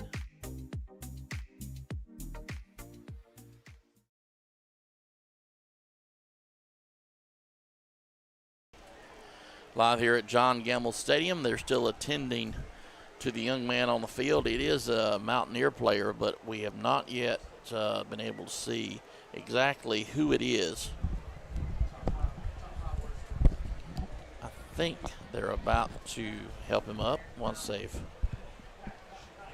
Drew, not to be callous right here, but would you like me to do a scoreboard update right quick while we're waiting? Go ahead on the Caldwell Banker Farm Bureau CNC Scrap Iron and Metal scoreboard. Most of these are still first quarter scores. Of course, this first one I'm going to give you the second quarter score as soon as I say that.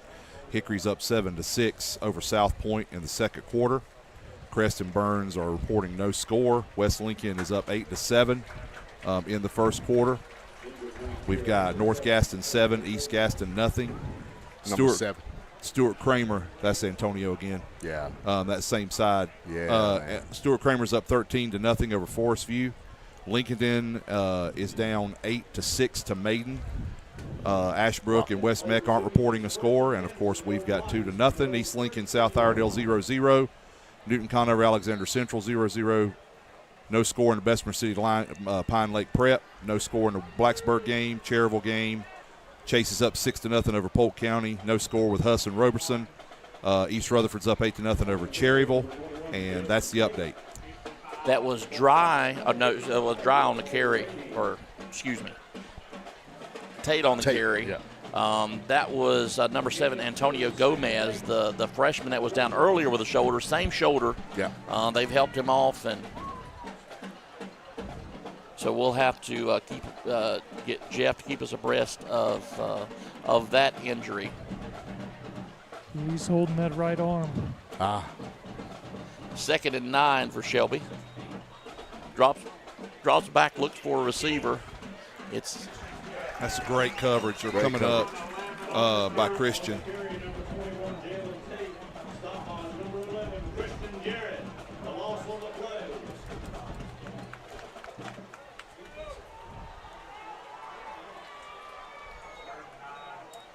So third. And I know part of this is maybe the pressure we're getting. Lamont, yeah. I'm really surprised we've not seen them try to stretch the field on us yet. Maybe they'll do it right here. And I think he tried earlier in the first drive, but we got to him. Didn't have time. Yeah. 3rd and 9 for Shelby, and he drops back looking for a receiver right over the middle. Good ball. It's caught. Mountaineers give pursuit. They'll get the first down. Yep. Won't cross the 50, back up to the 48. So 1st and 10, Roseboro on the catch. It's a good throw. He took a shot though. Yeah, that was a great throw. And that's what he can do. I mean, exactly. He will stand in the pocket because he is an athletic kid. He sees the field very well, and he puts the ball right where he needs to.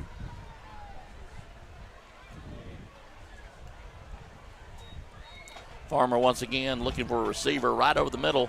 It is caught around the 50-yard line. Nowhere to go. I'm so glad that was off target. Gain of 2. Me too. Yeah, because that's Mr. Collins. Yeah. He was going to make something happen. And they always run that little skinny crossing route. Crossing route. Well, yeah. what they did there's some good play design. Most definitely. They ran our DBs off, and our backers have to drop to hook the curl into the flat. Right. And so there's nobody underneath. Right. We did get a score. It's 21-7. Crest is beating Burns. Okay. Yeah. Just had to report on score stream. Thank you, Right. Lamont. You're welcome.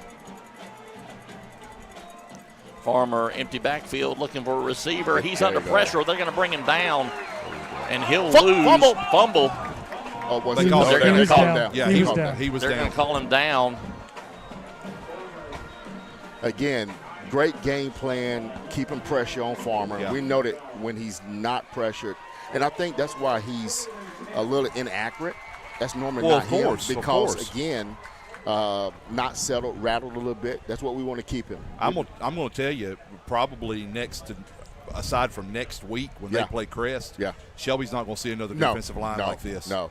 And so, I mean, they're getting tested up front, but if they can hold their own, this is a good game for them. So 3rd and 9 for Shelby. Farmer will Delay. quick whistles. Yep, delay. 3rd and 14. Y'all want water? No, thank you. Okay. I tell you what, Lamont, for another one, put it. Yep, it's plenty.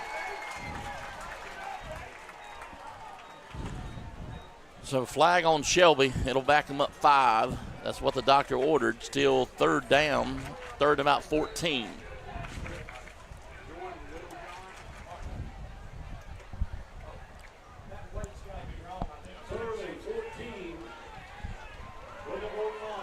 All right, here's a big play because we know they can convert. So let's see what we do. Farmer looking for a receiver, decides to run it, just throws it out over the middle, off his fingertips, incomplete. Brings up 4th down. Oh, God. Looks like saying. Hutchins is that's getting not up good. slowly. He came in low. Yeah. God, I hope he's all right. And number 9, Wakefield for Shelby's limping too. Yeah. That was just a bang play. he keeps plays alive, and Yeah. and that's just he's always looking downfield. So hopefully that's just. Yeah, hope. I'm glad. I'm hopefully Xavier's okay, and then Right. that play there was. Luckily for us, it was off a little bit. All right, they'll tend to him. They'll tend to Hutchins. We'll take a break. We'll be back. Stay with us. More after this. KMHS Sports is brought to you by Christy Sellers with Howard Hanna Allen Tate Real Estate, Carter Bank and Trust. Live life to the fullest. JWH Contracting, John Gamble and Carolina Golf, the venue at Turkey Ridge, and Butler Tire and Auto Service.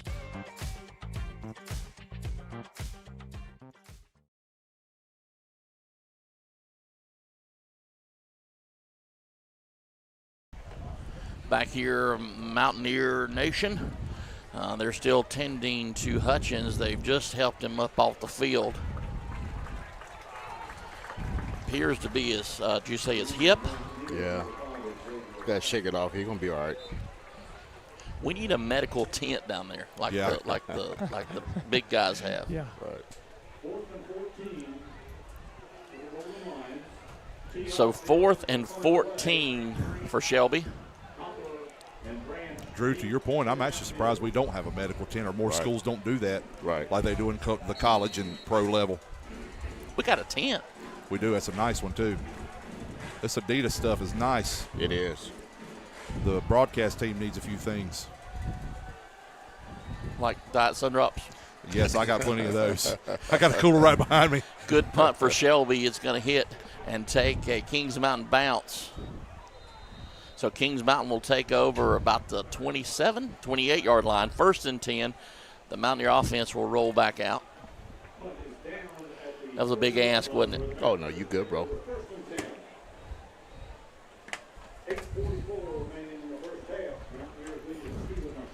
Still 2-0 score. We were talking to, I don't know if we were talking about off air, but who would have believed that it would have been 2-0 at this point? I wouldn't.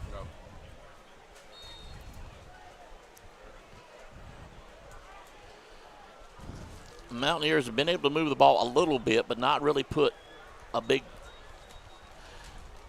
play in motion.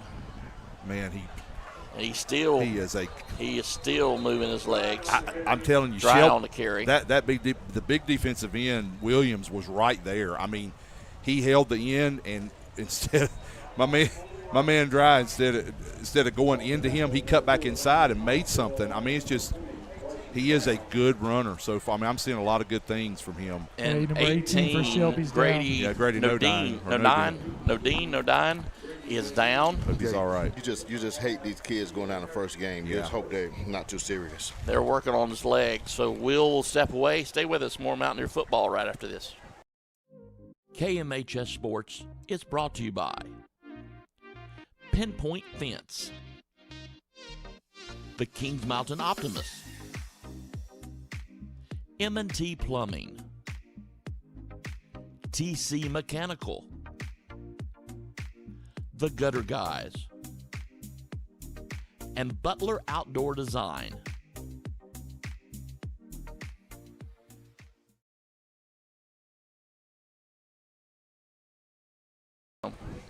Back here, Mountaineers getting a drink of water. as we still tending to a young man for Shelby on the field. So let's step away and take another break. Stay with us. More Mountaineer football after this. KMHS Sports is brought to you by Innovative Pool Design, Long Branch Land and Water, Brittany Austin and Company,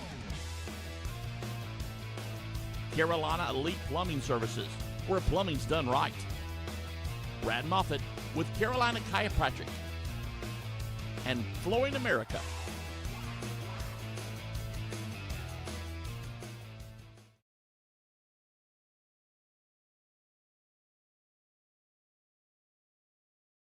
All right, good. He's walking off the field. They're helping him off the field. And while we have just a second, let's give a Caldwell Banker Farm Bureau CNC Scrap Iron and Metal scoreboard. Take it away. All right, these games have gone to the second quarter now. South Point 14, Hickory 7. West Lincoln 8-7 over North Lincoln. Still 7-0 East North Gaston over East Gaston. Crest is up 28-7 over Burns. Ashbrook up 7-6 over West Meck. Stuart Kramer still 13-zip over Forest View. Still the same score. Maiden Lincoln at 8-6. Let's see. We still got South Iredale, East Lincoln, no score from what I'm seeing. If you've got one, let us know. And Blacksburg, Ware Shoals reporting 0-0. Handoff right up the middle to Dry again. Just nowhere to go. Shelby defense right there waiting on him. Bring up a third down and maybe 6.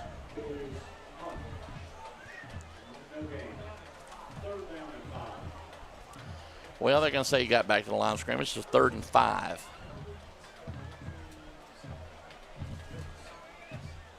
I wasn't using my binoculars.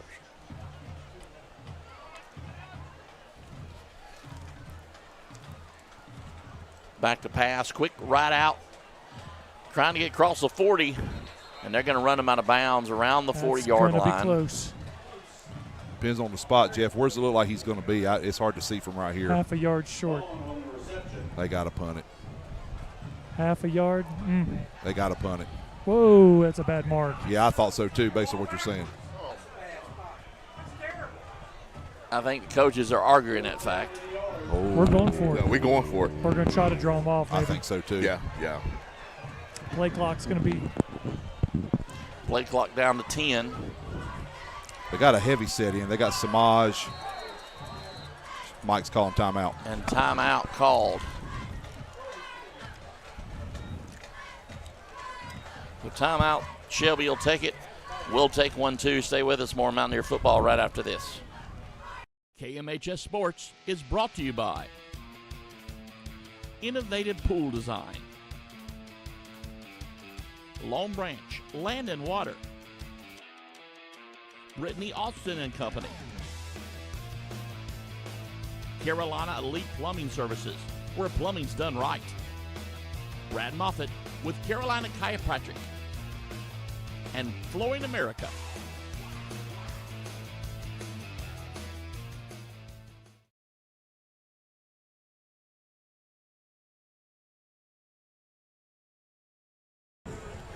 Back here at John Gamble Stadium, Battle of Buffalo Creek, 104 years. Lamont, tell us about year number 3, if you remember. No. How was it in that leather helmet, Lamont? Yeah. Let me go pull up the history books and I'll let y'all. Give me about. We going for it. Give me about 30 minutes. I'll get back with you. You need to give him time to get away from his popcorn that he's shoveling in his mouth. 4th and 1, Mountaineers line up to go for it still with a heavy package in. And they bring the flag, so Mountaineers will get a free first down. Look at there. Guys, we have gone on one clap cadence the whole game. That was the first time. Great call. What I would like to see here is the Mountaineers actually string a couple of first downs together. That's what they've not been able to do so far. They've gotten 1 or 2, but just can't string them together. Correct. If we can take it down here and sustain this drive and score and get the ball first and second half. That would Bale be, hands it to Dyer. He gets out a little bit loose. Nice. He crosses the Nice. 50-yard line. There's a flag down, Did he too. get? No, he didn't go down. He didn't go down. He didn't go down. Touchdown. Well, Touchdown. At the minimum, they're going to let the play run. I think they stopped because there was a flag down. But what was the call? That's what I'm wondering. It's from the side judge over there, so it's probably a block in the back or a hold based on where it is. Yep, it's backing up. Hold. Holding against Kings Mountain, so it'll get brought back. And I think that's part of the reason why the Shelby guy stopped, because he saw the flag come in.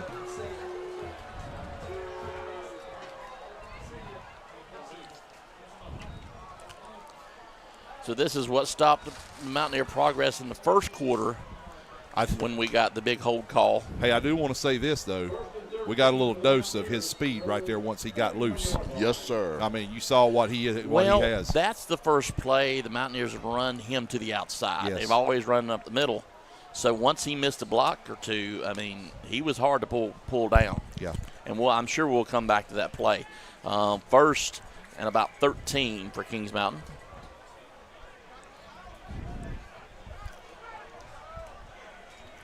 Hand the ball off to Dry again.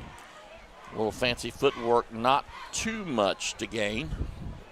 Got about 4. He'll get back to maybe the original line of scrimmage and bring up a second down. On the stop, Keys and Hollifield. No gain, 2nd and 10 for the Mountaineers.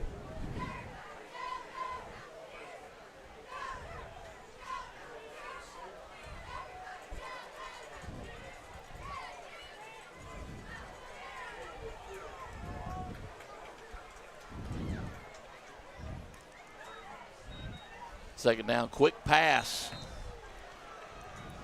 Threw it behind him again. It's there. Incomplete. 3rd and 10. Hopper was the intended receiver. 3rd down.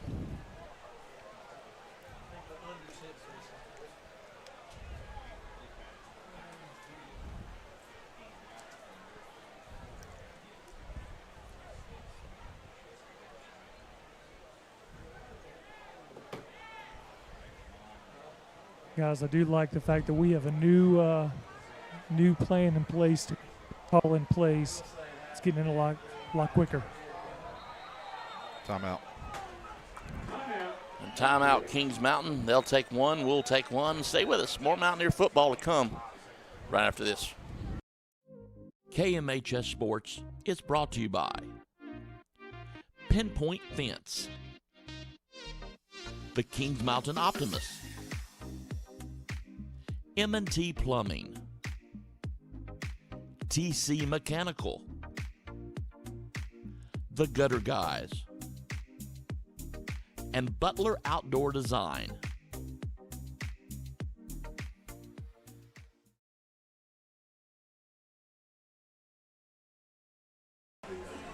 Back here live, John Gamble Stadium. Good look there at the huddle. The Mountaineers get ready for this 3rd down and 10. Holding call just blew the momentum the Mountaineers were trying to string together. Give a shout out to my main man Boogie Tate watching us down in his luxury place. I'm sure he's in Atlanta, and got a score from one of my former friends and colleagues, Joe Rothwell. East Lincoln is up 24-14 over South Iredale. Hunter Huss is down 3-14 to TC Robeson. Back to pass. Bell looking for a receiver, looking deep, but he's just going to have to eat the ball. It's all right. Sorry. That's coverage sack. Yeah. Yeah. Well, what he'll figure out eventually, they'll teach him. Yeah. He rolls that way, nothing's there, throw the thing out of bounds on Throw it that away. side. He'll learn. Again, just we got to be patient. He's a sophomore. He will learn. I just want him to keep his composure and understand we still got a long game to go. So the punt team will go in. Collins will go back deep to receive for Shelby. We'll have to look at the line here because way too many Shelby people has been getting through the line during our punts tonight. Good snap. That's a real good snap.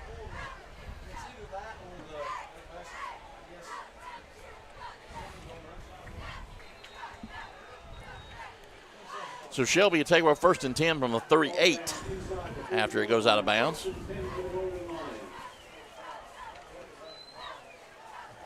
Mark it 39. 1st and 10 Shelby from there. 4 minutes, 47 seconds to go. Give a quick update on the Caldwell Banker Farm Bureau CNC Scrap Iron and Metal scoreboard.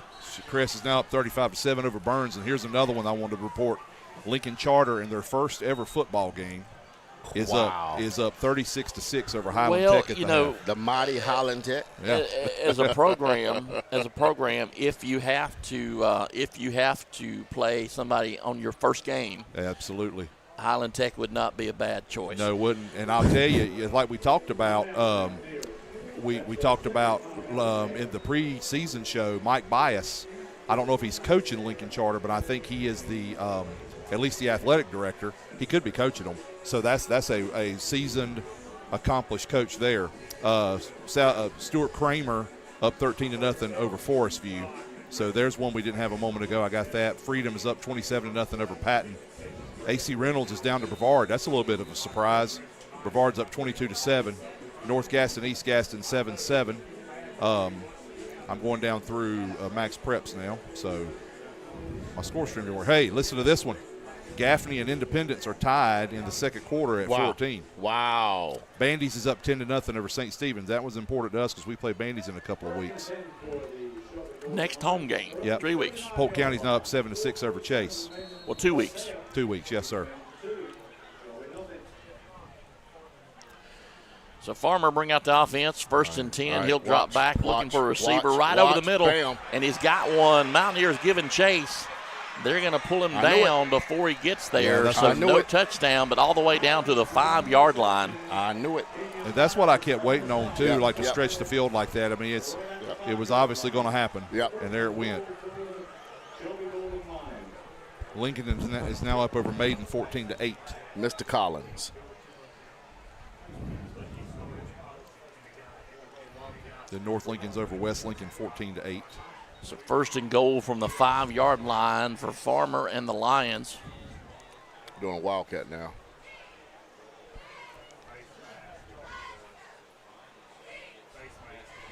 Face mask against the Mountaineers. Half the distance of the goal. So after the penalty, it'll be 1st and goal from around the 3. They'll run it right up the middle. Touchdown. With Tate. Touchdown, Shelby. That was kind of a give me. So Shelby finally put 6 on the board.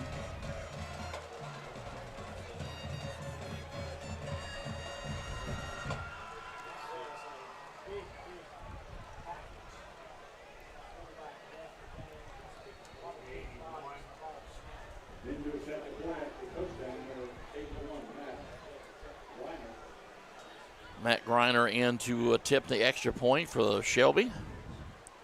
Ball is up, and it is good. So Shelby will lead it 7-2. We'll take a break. Stay with us. More Mountaineer football right after this. KMHS Sports is brought to you by Christy Sellers with Howard Hanna Allen Tate Real Estate. Carter Bank and Trust. Live life to the fullest. JWH Contracting. John Gamble and Carolina Golf. The venue at Turkey Ridge. And Butler Tire and Auto Service.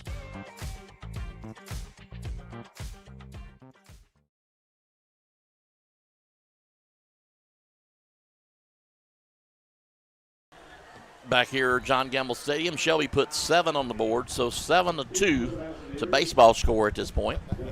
Shelby gets ready to, Grenier gets ready to kick off again for Shelby.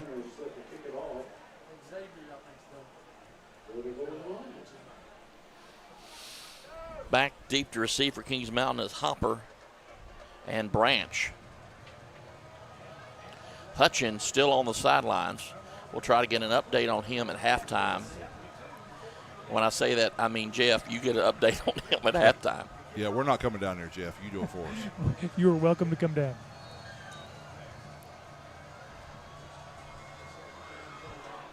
kicked off and is kicked short. Ooh, that was dangerous. Yes, it was. Yeah. We were expecting them to kick that deep, and they Yes, did not. we were. So Kings Mountain will take over 1st and 10 from the 21 or 26-yard line.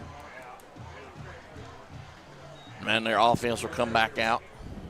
No Dean or no Dines on the ground again. Yeah. I don't know if it's cramp. It's a cramp. So they'll tend to him. We'll tend to us. Stay with us. More Mountaineer football right after this. KMHS Sports is brought to you by Innovative Pool Design, Long Branch Land and Water, Brittany Austin and Company, Carolina Elite Plumbing Services, where plumbing's done right, Brad Moffitt with Carolina Chiropractic, and Flooring America.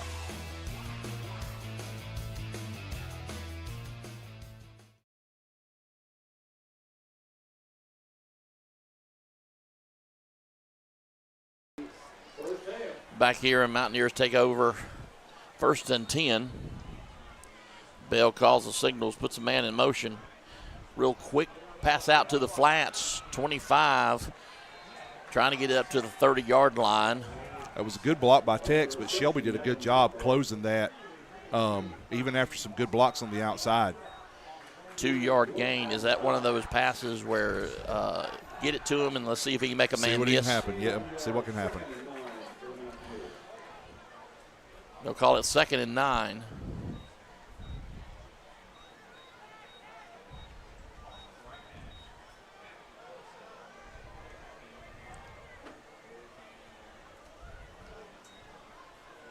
Quick pitch, right quick. Good block by Tex. Across the 30-yard line. Try on the carry. Get up easy. Up, that's step away. Step away. Step away.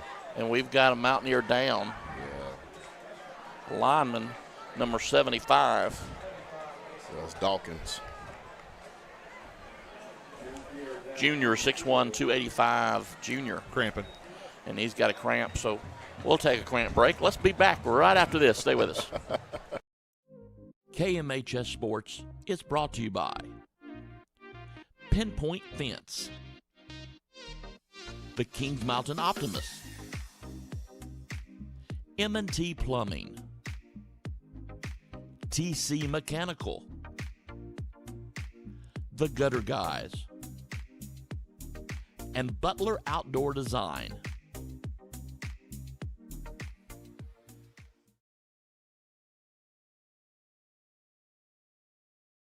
It'd be real good if we had someone. Back here live, John Gamble Stadium.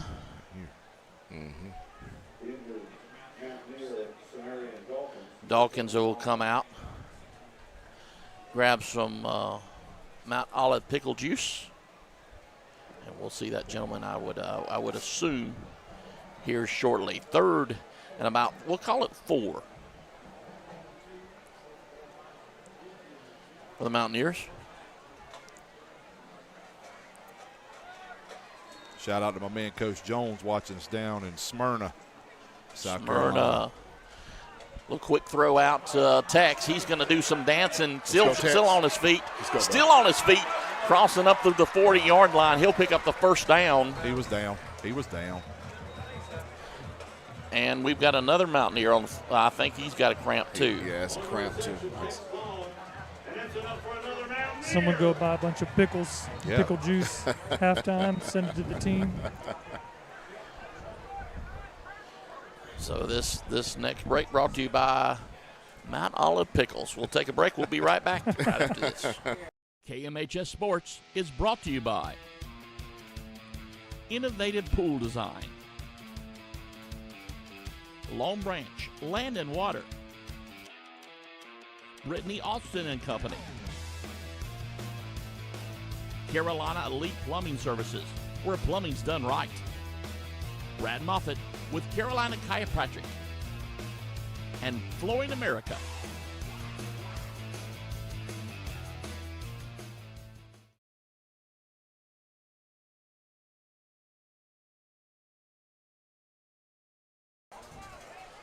Back here getting ready for our big halftime show. 2 minutes, 48 seconds away. Stay tuned for the On-Q Financial KM Elite and audio video design halftime spectacular featuring the marching There you go. Mountaineers. So 1st and 10. And if this is any sign to the way it's been this game, here comes a big holding penalty after we get a first down. Quick pitch once again to Dry. And the flag on the play, I might have spoke too soon. He might have got back up to the line of scrimmage. So they're going to call holding on the inside right there. And it's hard to tell from up here. It did look like he pushed him in the back on the line of scrimmage. I don't think he had a hold of him, but his hand was touching on the outside of his jersey. But the redirection of the running back. I know, and that's what it looks like. And I got to give the white hat Chris is a tremendous referee. So I mean, I got to go with him. Textbook. Yep. Yeah. He's looking right there at the play. So that costs the Mountaineers 10. Still remain first down.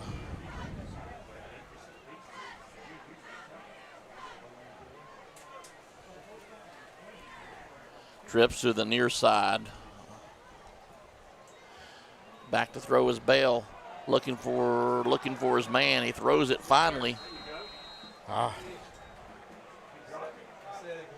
Incomplete. 2nd and 20.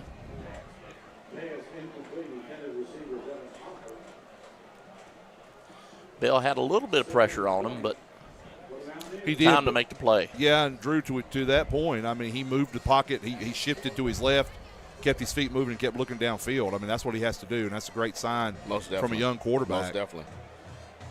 I think our goal here is to run off as much clock as we can. If we can't score, not to give Shelby another opportunity since we start the second half with the ball. Bell back to throw right over the middle, incomplete. That's a good ball. That's got to be caught. I think you heard footsteps on that I think so too, Jeff. That was a good ball. I mean, it was right where you need to have it. 3rd and long, 3rd and 20 for the Mountaineers. Tex comes back into the game.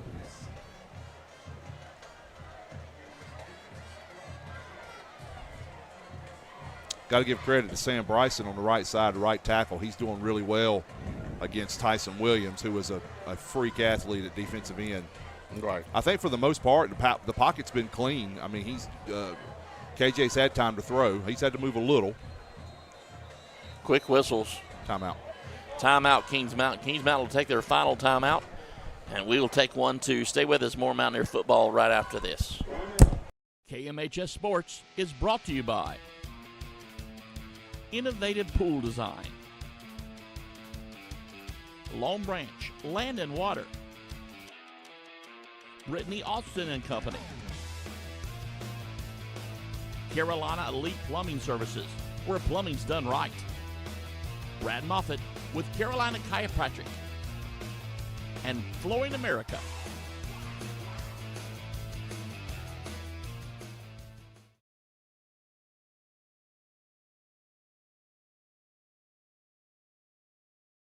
Must be young. Back here at John Gamble Stadium. Hello, camera guys. Thank you so much, Dale Revere, Wesley Caldwell down there running our sideline camera. It's a good thing Wesley Caldwell's beside Dale because he cleans that crew up a lot. Right. That's definitely Wes has definitely got the looks of the bunch. Sorry, Dale. Man, that's tough. I'm glad you didn't put the camera on me. No, Jeff, we know how great looking you are.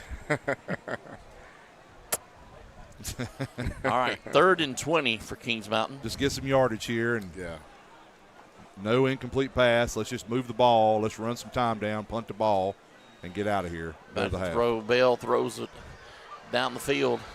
Incomplete. Hey, I'm gonna tell you something. Actually, that's not a bad ball to go for. No, it wasn't. I mean, he's open. He's between the receiver or the defenders. Yeah. The only issue with that is of course it's an incomplete pass, and so it stops the clock. Right. But I like what they did right there, guys. I mean, Shelby's defenders make a good play on the ball. Good shot of Mike Gann. EJ running cameras on the top of the press box. The legend Mike Gann, EJ. So Mountaineers, Vance Johnson come on and punt for Kings Mountain. Collins back deep to receive for Shelby. He'll get the ball off. Good job. Not a great punt, but it did get off and take a good Kings Mountain roll. Keep rolling. Considering what happened right there, Vance just made a heck of a play. Sure did. I mean, a heck of a play by picking up that ball and getting the punt off under pressure. Great play. Yes, it was. So 1st and 10 for Shelby from their own 24-yard line. I hope we 26, don't sit back. I'm sorry. I hope we don't sit back and prevent defense. And believe me, Shelby is trying to score. Oh, of course they are, because they know they don't get the ball to start the second half. I want to see us blitz. Kings Mountain will go with a 4-man front, man in motion. Quick pitch to the left. Mountaineers giving chase. He'll cross a 30. Hold. I saw a hold. Let's see if that's what he calls.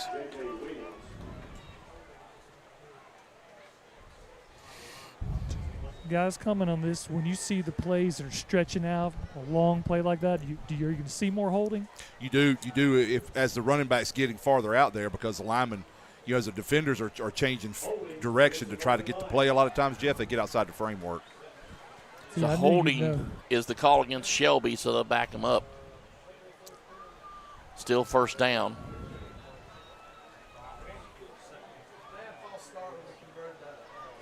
First and 15.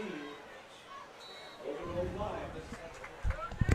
Ball at the 21-yard line. 1st and 15. Farmer back to throw this time. Quick whistles. We're offsides, so they'll get the penalty back.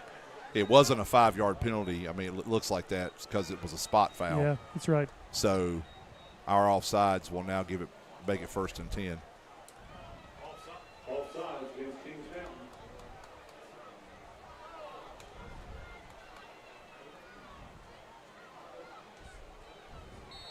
One step forward, 2 steps back. Yeah. It remains 1st and 10. So 1st and 10 once again. Farmer back to throw. Under some pressure, throws it right over the middle. Incomplete. I'll tell you. Ramseur, the intended receiver. I'll tell you, Drew, sorry to say that while you were giving the play. We're getting such good pressure right there. 56 for us. Isaiah Rote got really good pressure up the middle right there. Shelby's almost holding themselves, and sometimes that's what offensive linemen have to do just to try to hold on to them. Exactly. They're not moving their feet too well. We're putting that pressure like Jeff wanted. They heard you, Jeff. You know what prevent defense prevents? Yeah. Prevents winning. Quick pass trapped in the backfield. Yeah. If they call that a catch, he's going to lose yardage. Hey, guys, help me out. When they had 1st and 10, shouldn't it have been 1st and 20 with the holding? No, remember it's a spot foul, so it's 10. It was 10. It's it 10 just yards. had to be 5. Right, it's 10 yards from that spot in high school. So it is from there. It only backed it up to that point. That's what I was saying earlier. That's why it looked like it was only a 5-yard penalty. So 3rd and 14. It's Florida State here. We're the Warriors all of a sudden, or the whatever.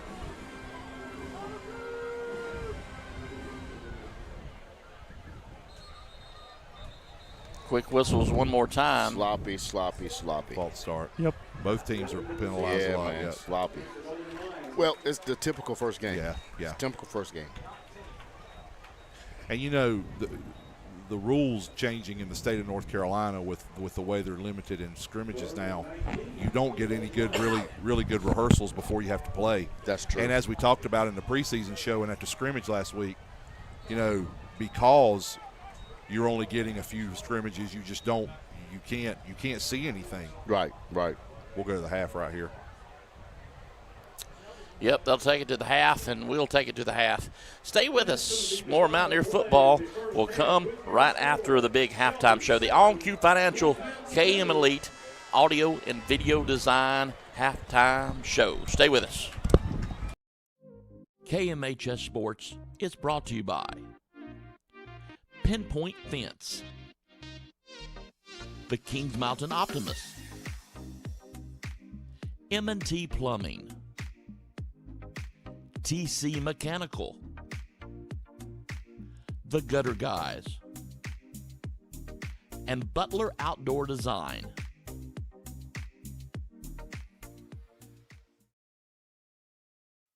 KMHS Sports is brought to you by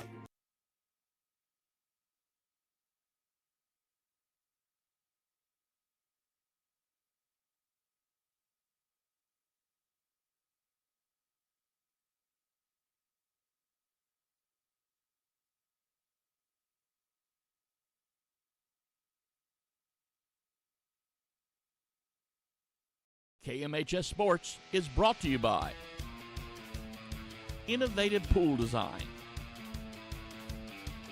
Long Branch Land and Water,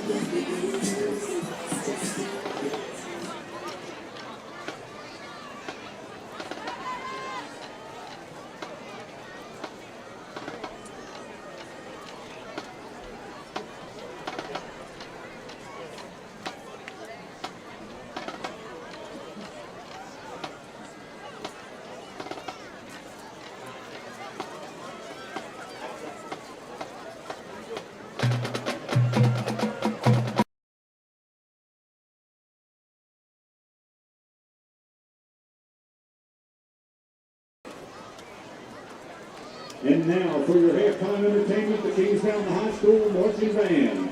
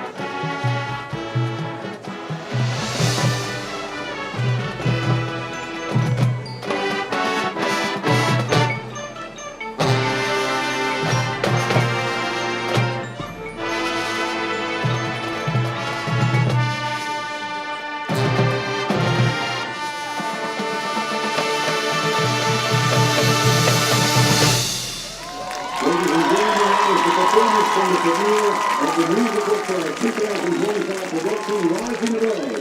Our show this year is about overcoming adversity and taking flight.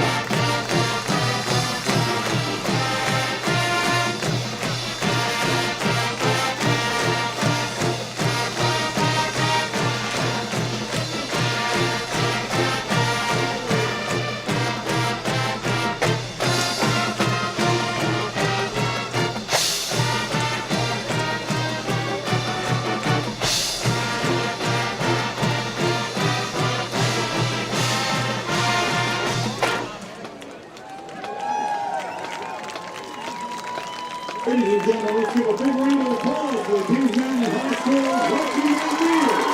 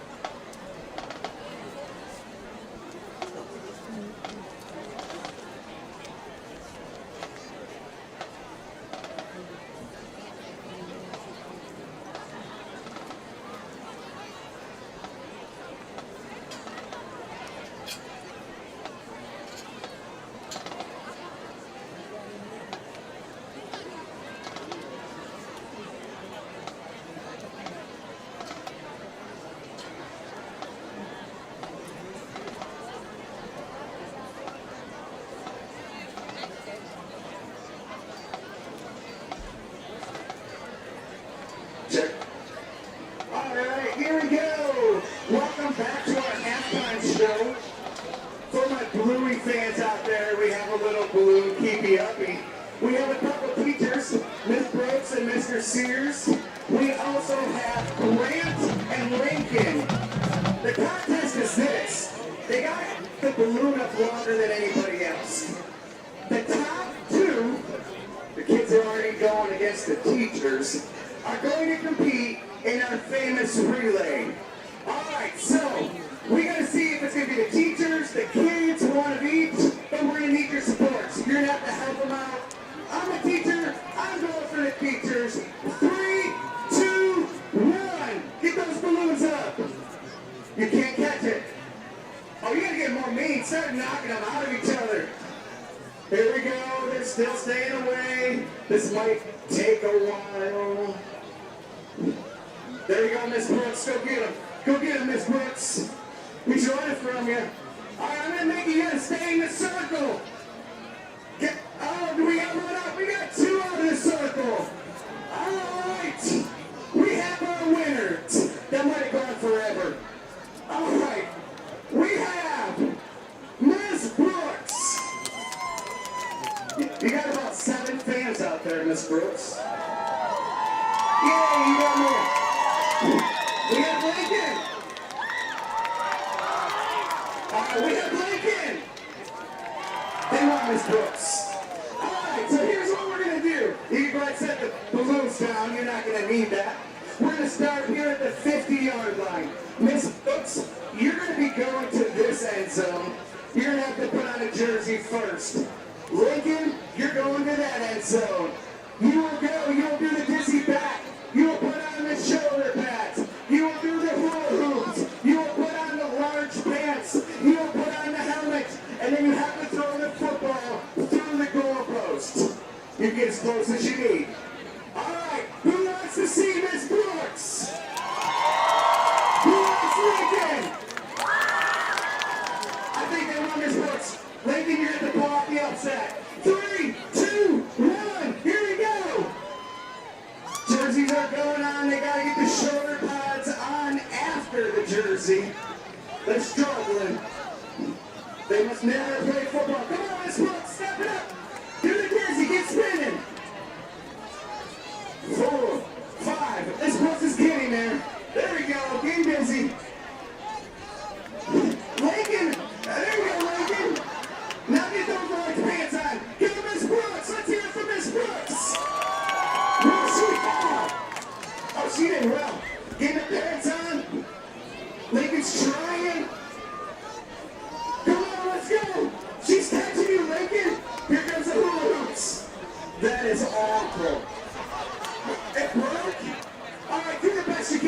hands on it. Miss Brooks is still trying to get her pants on, so you're good. I think that's pretty good. Go ahead. It's a broken hula hoop. Come on, Miss Brooks, step it up. That is some great hula hooping. That is beautiful. If you didn't have your cameras out, you missed one. Oh, there goes the football throw. Wow, that would have been good for 40. Miss Brooks, we got a winner, but we want to see you finish. Great job, Lincoln. Let's hear it from Miss Brooks. She's got this. Let's see what kind of work she's got. With the pants halfway down, going for a layup. We're mixing in some basketball. It's good enough. Good job, Miss Brooks. The KMHS Halftime Show is brought to you by Ben Engel and On Q Financial, the KM Elite Trailblazers, and Audio Video Designs.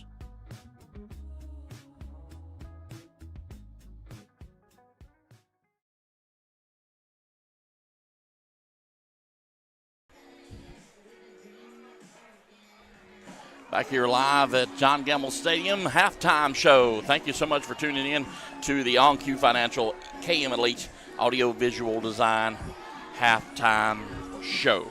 We've got both teams warming up.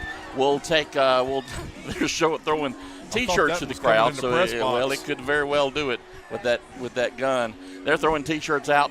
Stand with us. We'll be right back. More Mountaineer football to come on the halftime show.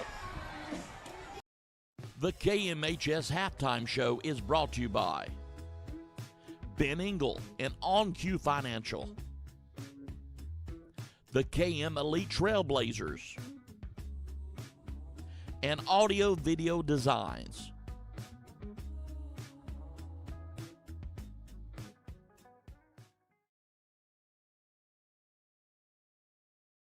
Just to get one. Yep. Back here live at John Gamble Stadium. Thank you so much for tuning in. The halftime show. You're on camera again, Craig. Just real quick, let's look at some Caldwell Banker Farm Bureau CNC scrap iron and metal scoreboard. Absolutely. Most of these are third quarter or halftime scores. You've got Hickory is down 20-7 to South Point. That is a third quarter score. Of course, there we go. Now my phone's freezing. Come on. West Lincoln and North Lincoln are tied at 14. North Gaston's up 14-7 over East Gaston. Stuart Kramer, this is big. Stuart Kramer is up 27-6 over Forest View. Wow. Lincoln is up 20-14 at halftime over Maiden. Blacksburg is down 16-6 to Ware Shoals in the second quarter. East Lincoln, the score I still have, and Coach Rothwell can update me if it's different, is 24-14 East Lincoln over South Iredell. Ashbrook's up 14-8 over West Meck. Crest is up 35-7 over Burns. Newton Conover and Alexander Central, I don't have a score for them. Chase is down 18-19 to Polk County, and the last score that I still have for Cherryville and East Rutherford is 8-0 East Rutherford. I'm sure that's different now. And no more score updates for right now. If I get more, I'll give them to you in just a moment. Well, quickly, let's just talk about the first half. Yeah. Not exactly what we thought we were going to see. Right. For the most part, it was 2-0. Mountaineers the Mountaineer defense, hands down, a great job on the defense. I mean, they've had a slip up here or there, but for the most part, they're playing lights out. Yeah, and I agree with that. It's, Jeff and I were talking at halftime. I think we have to be proud of what we've done. You and I have talked a lot. We don't believe in moral victories, but I believe that if you told us we were going to hold Shelby to 7 points and a half, we'd take that going into halftime. And we've just got to find a way to sustain some drives. I mean, it's very much an obvious statement, but a lot of the drives we've had and the success we've had on offense, we've hurt ourselves with some penalties. And so if we can eliminate those or at least mitigate them, spreading them out a little more and not let them happen after big plays, I think we'll be all right. And that, to your point, our defense just has to keep playing. They're playing very well. The scheme we've used, Shelby's had one big play on us. And that time Land did a great job. He had time in the pocket. If we can just continue to do what we've done for the most of the first half, I think we'll be all right. Shout out to Cooper in the back there leaning into the camera. Let's take another break. We'll be right back for the kickoff second half. Stay with us. The KMHS Halftime Show is brought to you by Ben Engel and OnQ Financial, the KM Elite Trailblazers, and Audio Video Designs.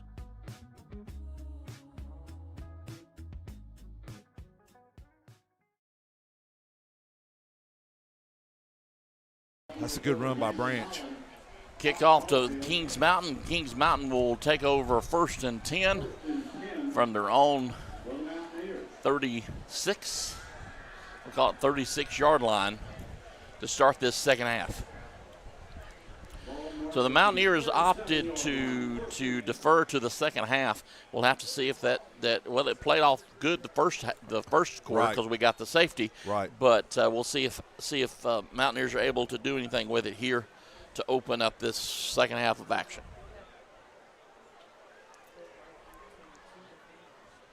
Four receiver set. Bell real quick. He's a wide open 50, 40. Nobody can touch him. Gone. Kings Mountain, touchdown, unless there's Londre on the field. No flags. So Isaiah a quick Branch. score with Branch. Once he beat the secondary, once he beat that second level, there was nobody that could stop him. Drew, did you see that extra kick in right there when he split the defenders? We saw some real speed from him, from Isaiah, and we've seen that from him before. That's not a surprise. But what a great play. It's a great opening play. And, you know, Drew, that's been there for us tonight. That quick out has worked. Need to have a holder for the PAT. Now it looks like they're lining up for the extra point here. Would you go for two? No, because I think if you just go to for make two, it a 3-point game? Yeah, I think if you're going for two, you're chasing points all night. So I think this is the right call this early. We got time. Take your time. So the ball is up, and it is good. Mountaineers put one more on the board. Stay with us. We'll be right back after this. Mountaineers lead it. We'll be right back after this. KMHS Sports is brought to you by Pinpoint Fence, the Kings Mountain Optimist, M&T Plumbing, TC Mechanical, The Gutter Guys, and Butler Outdoor Design.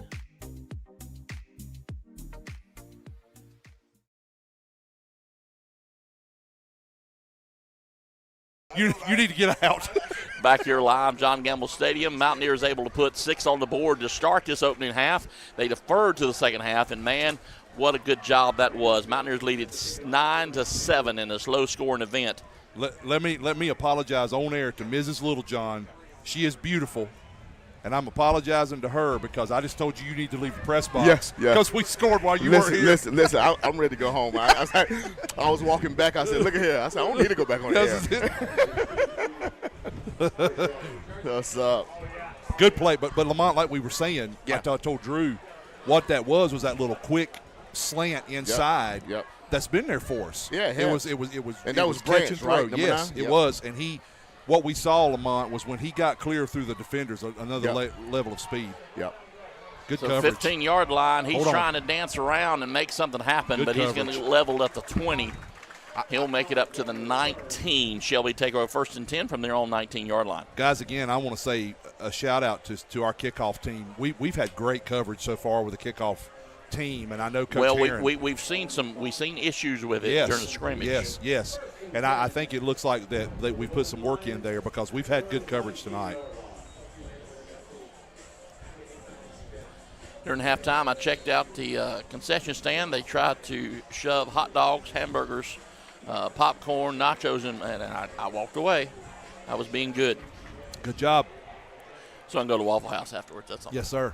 And the chili here is great, so I know it was hard to turn it down. 1st and 10, Farmer will keep the ball. He'll run right up the middle on a design run to the 30-yard line. I don't want to tackle him forward. Let's tackle him back. Vaughn on the stop, and I meant to mention that earlier. We've seen Vaughn Big Tech's working some defense this year. I agree. I was going to say that earlier too, Drew, and we got into the game. I like it. You know, his early career here, he was a defensive end, so not uncommon for him. And that's 3 very tall linebackers right there for us. Farmer calls his shot. He's looking downfield. Got plenty of time. He just runs up the middle, but Mountaineers are going to pull him down around the line and maybe behind the line of scrimmage. So I'll tell you right there, I don't know if our fans saw it at home. That's a great play by Christian Jarrett. He was on a blitz. Shelby's offensive line did a great job picking up the blitz, and it was on the left side for us. And yet he still didn't give up and was able to redirect and make a sack. So that's a great play.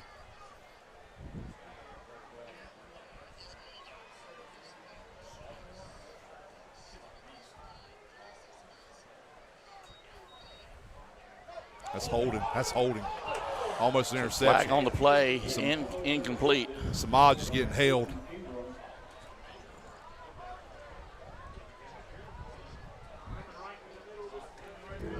I don't blame him. I'd hold him too.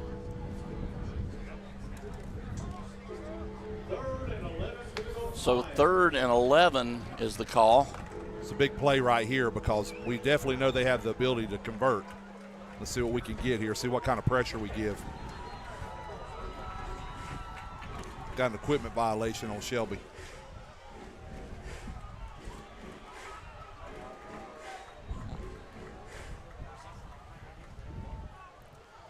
Third and 11. Farmer will call his signals. Trips to this close side. He's looking that direction, looking to pass right over the middle. That's a great pass. Incomplete. Yep. You know what I think what happened there, Lamont? I don't think it was intended for 7. And it wasn't. And I think he was a defender for us because he batted the ball. There was great coverage right behind him with Silas again. Silas right where he needs to be. Exactly. And the play before that, Avon Ingram had a great pass breakup, almost an interception. Right. So, again, the pressure is helping us, man. Shelby will punt it away.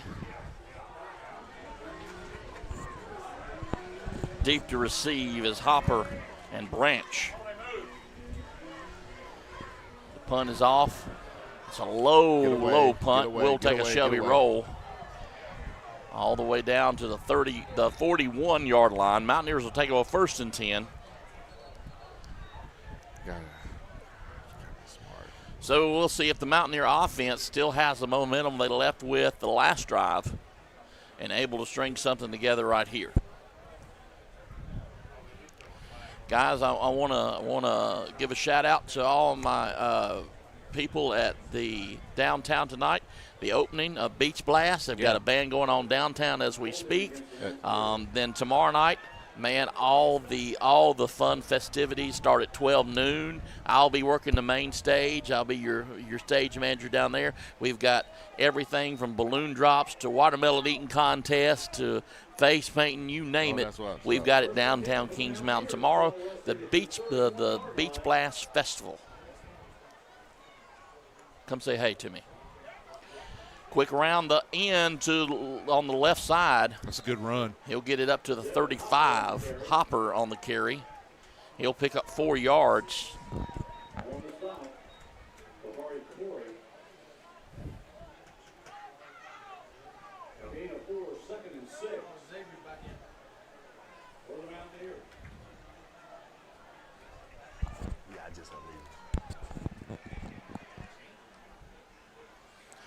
Quick pitch out, trying to get a man to miss. Crosses the 35 up to the 40, still on his feet. Good run. Up to the 4, around the 43-yard line. Great run. It was, Lamont. You see right there, I mean, what I love about him, and he's getting contact on him, he's getting hands on him, and his feet keep moving. Yeah. He keeps moving north. Yes. What a good runner. He knows how to pick the hole, plant his foot, and go north. Yes.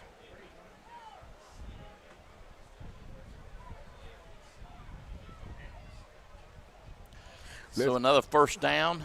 Shelby's in a vulnerable spot here. If we can have a sustaining drive or we can have a score here. Yes. Play clock is running down, so Kings Mountain will call a timeout. and so will we. Stay with us. More Mountaineer football to come right after this. KMHS Sports is brought to you by Pinpoint Fence, the Kings Mountain Optimist, M&T Plumbing, TC Mechanical, The Gutter Guys, and Butler Outdoor Design.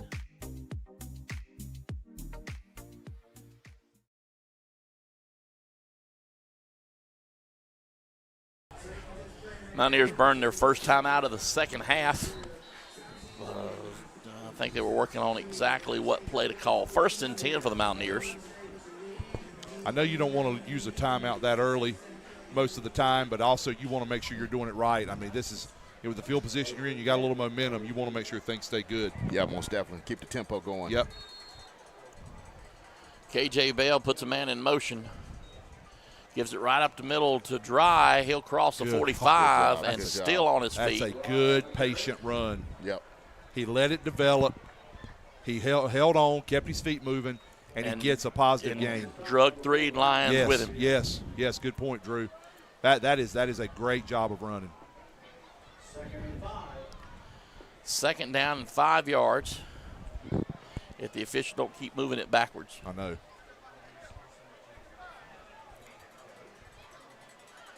Kind of a tight set for the Mountaineers. Handed off right up the middle once again to Dry. He's going to push the pack. First down and then some. Ball comes out. No, he was down. He was down. Ball does come out. No, I don't think they're going to call him down because he was down. His momentum wasn't stopped. Down. Oh, really?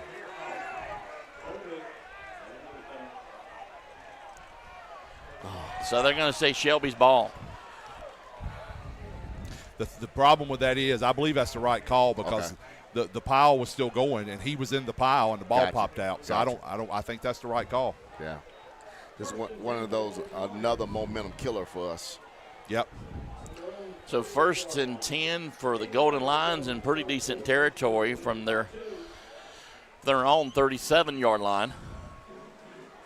Farmer will come out with 4 receivers to this side, to the far side. Handed off right up the middle. Misses the first tackle, but the second one, he will not miss. So our guys were going crazy right there. A little extracurricular by T. Hollifield. But I hate to say it, what T did is not illegal. Right. He had the man in his framework, and he drove him to the ground. What I saw. Now, I looked up a little bit late, but looked to me like a good block. So loss of 2, 2nd and 12 for Farmer and the Lions. Sound like a pretty good book. Back to throw, quick throw out to the running back. He'll cross the 40, 45, still on his feet, crosses the timeline. Pick up the first down and then a couple extra.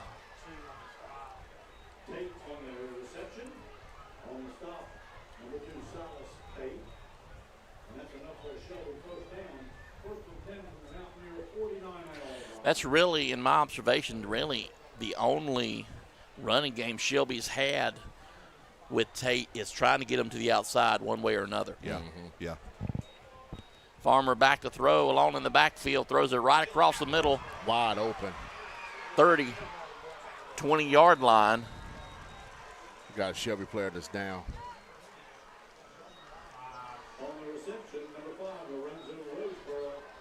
Roseboro on the reception for the Golden Lions, and we've got a lineman down for Shelby at the 45. I don't think this one's a cramp, but I'm not sure. We'll take a break. We'll be back. More Mountaineer football after this. KMHS Sports is brought to you by Christy Sellers with Howard Hanna Allen Tate Real Estate, Carter Bank and Trust.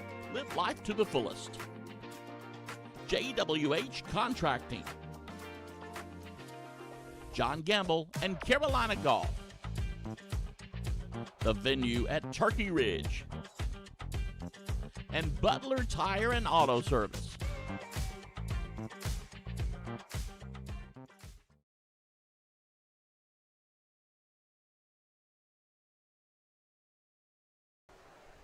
Back here at John Gamble Stadium, a good look at some of the fans here at the stadium tonight. They're still tending to that 60. Malachi Gist.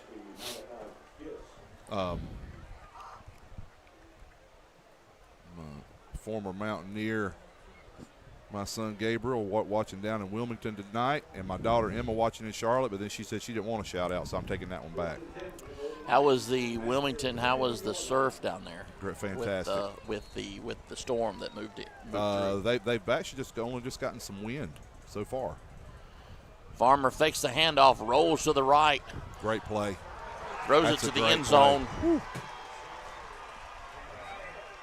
Touchdown, Shelby. Shelby will take the lead cover back. 2 people. Yep. Like I said earlier, we know Shelby's going to score. That's why we cannot make mistakes and give a good football team like Shelby an opportunity.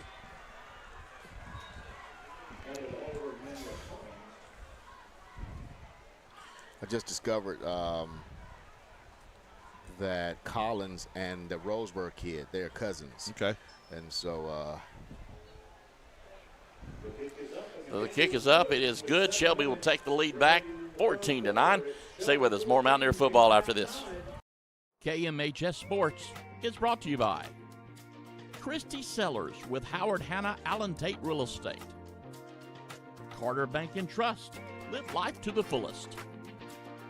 JWH Contracting, John Gamble and Carolina Golf, the venue at Turkey Ridge, and Butler Tire and Auto Service.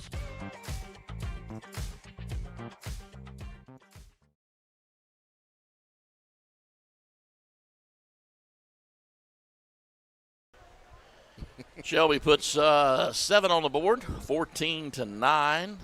Still kind of a football score. 7 minutes left in this third quarter.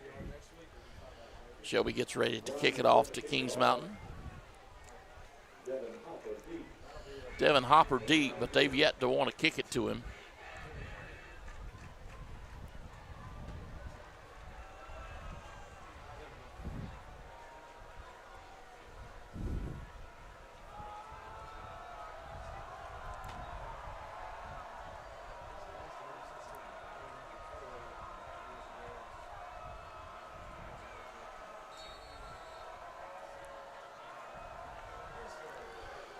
So it's kicked off short again. To 20, 25. that Branch again. He'll get stopped around the 27-yard line. 1st and 10 Kings Mountain as they get ready to take over right from there.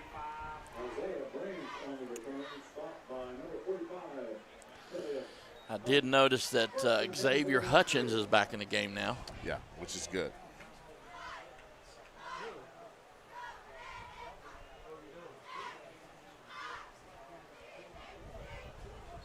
But I have not seen Antonio Gomez, number 7.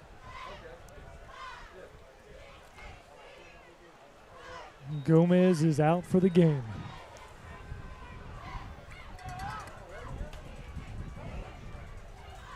Bell back to throw, just a quick throw to the running back. He'll get back up to the line of scrimmage. Not much more than that. I don't know. I don't know exactly what Tex was doing right there. He didn't even move on the play. But he was looking at the sideline. They were telling him something.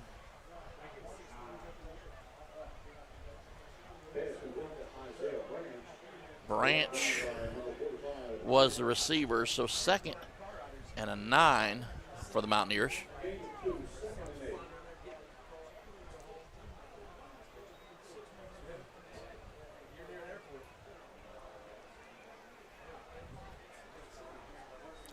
Bell calls the signals, hands it right up to Dry, right up the middle. Keep going. He'll get Wrap pulled up, down. Wrap up. He's still on his feet. He'll get to the line of scrimmage, not much more. They might give him a yard and bring up a 3rd and 7.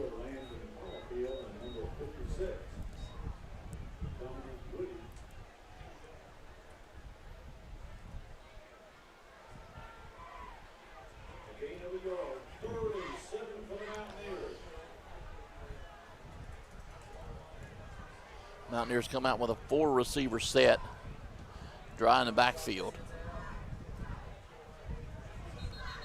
Quick whistles. And looks like another equipment mouthpiece. Yep, they got to leave him in. So they'll run him out. They'll send Byers on to replace him. That's why I said it blows my mind how in the college level and NFL level they just let them hang and nothing's ever said. Yeah. And it kills us on the high school level because that's always going to be a rule. It is. Well, I've noticed some of the professionals, they don't even wear them anymore. They don't even wear them. No. No. Which is crazy to me. Right. Bell back deep. Tries to find a man open right over the middle, just maybe a tad too high. Yeah, he just got to set his feet. Yeah, set his feet and throw it inside the hash right there instead up over it. That's going to be there. So Still seems that's down. catchable, guys. It was catchable if Tex was the receiver. He would have been tall enough to get it. Vance Johnson gets ready to kick it to Collins. Take a look at this punt formation. Mountaineers have really had trouble all night long protecting Vance. He gets it off.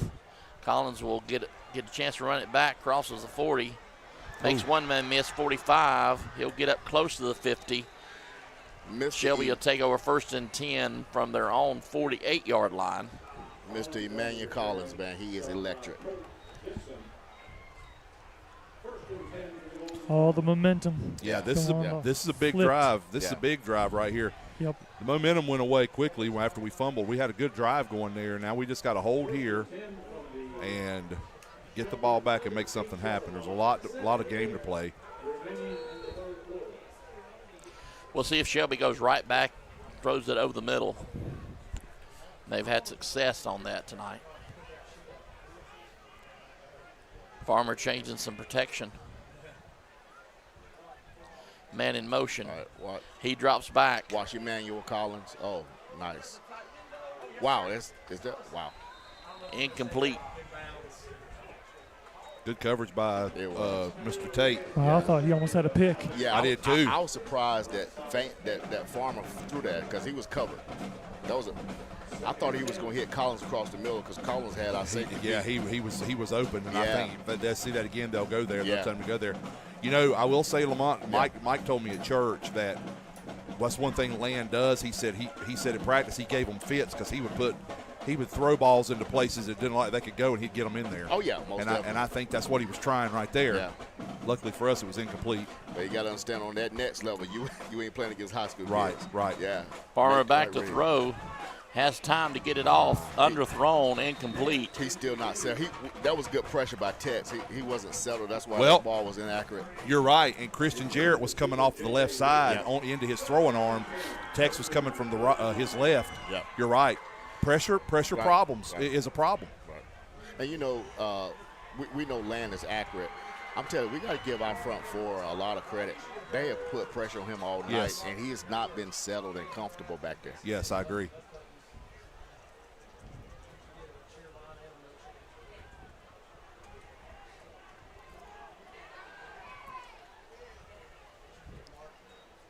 It's a big 3rd down. Farmer trying to find his receiver. Picked off. Kings Mountain's going the other way. 40, 35. Almost to the 30-yard line. Tex. It was going to happen. Because Farmer been taking those dangerous. I mean, he's throwing it and they covered.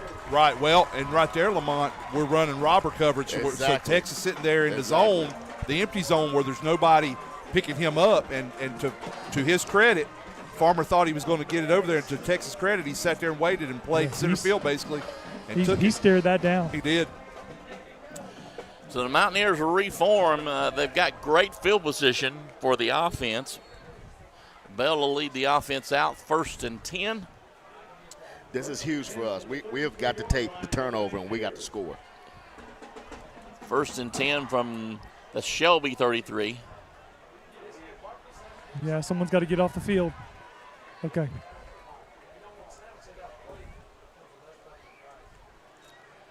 Bell hands it to Dry around the left side. Still on his feet, crosses the 30. Good 5-yard run. My man, Coach Jones down in Smyrna said, throw that hot slant right now. I agree, Coach. I agree. Yes.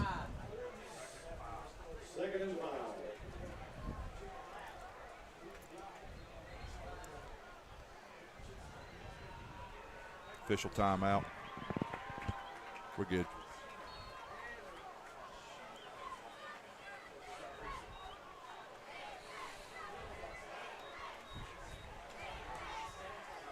Hand the ball off to Dry around the left side. He's going to push his way through. I'm telling you, that's and bully crosses ball, the 25. That's bully ball. I love it. I'm getting these yards whether you want me to or not. Exactly. And of course, he's trying to redeem himself for that last fumble, too. So I love the passion that he's running with. 3rd and 3 for the Mountaineers. Got to pick up this first down, sustain the drive.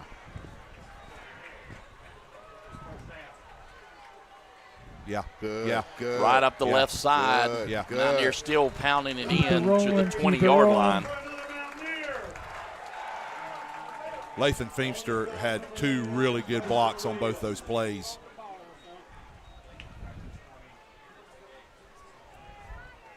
First and 10 from the 20-yard line for the Mountaineers. 1st and 10. Kings Mountain still pushing it down.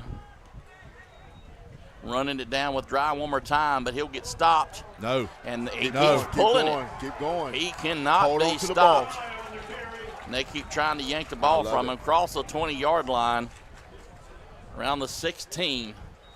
2nd down. I'm telling you, man, Dry is special. Yes, he is. I mean, you could tell. You see now why he had 1,300 yards rushing last year. Yeah. And what to me, Lamont and Drew, you can speak to it also. That's a good 3-yard run, but he's deceptive. He doesn't look like he's that big. No. I know he probably is, but it shows you his strength. He's strong, though. Yeah, you can tell it. Well, they're right now they're following an old philosophy. Run it till they stop it. Yeah. Right up the middle one more time. Mountain, he'll get stopped. They ran a heavy package right there. They had some extra help in the backfield. Jordan Littlejohn was one of them, and I'm sorry I didn't get the other number right quick. It looked like he 75. Like he bounced it out just He a little did. bit He didn't. too quick. If he would have stayed behind his blockers, he would have got probably another 3 to 4, maybe 5 yards. Yeah, I think it was there. Yeah, number 45 looks slow to get up. That's hurt. And I don't think he's hurt, maybe a cramp. We'll take a break. Stay with us. More Mountaineer football. Mountaineers on the move right after this. KMHS Sports is brought to you by Innovative Pool Design,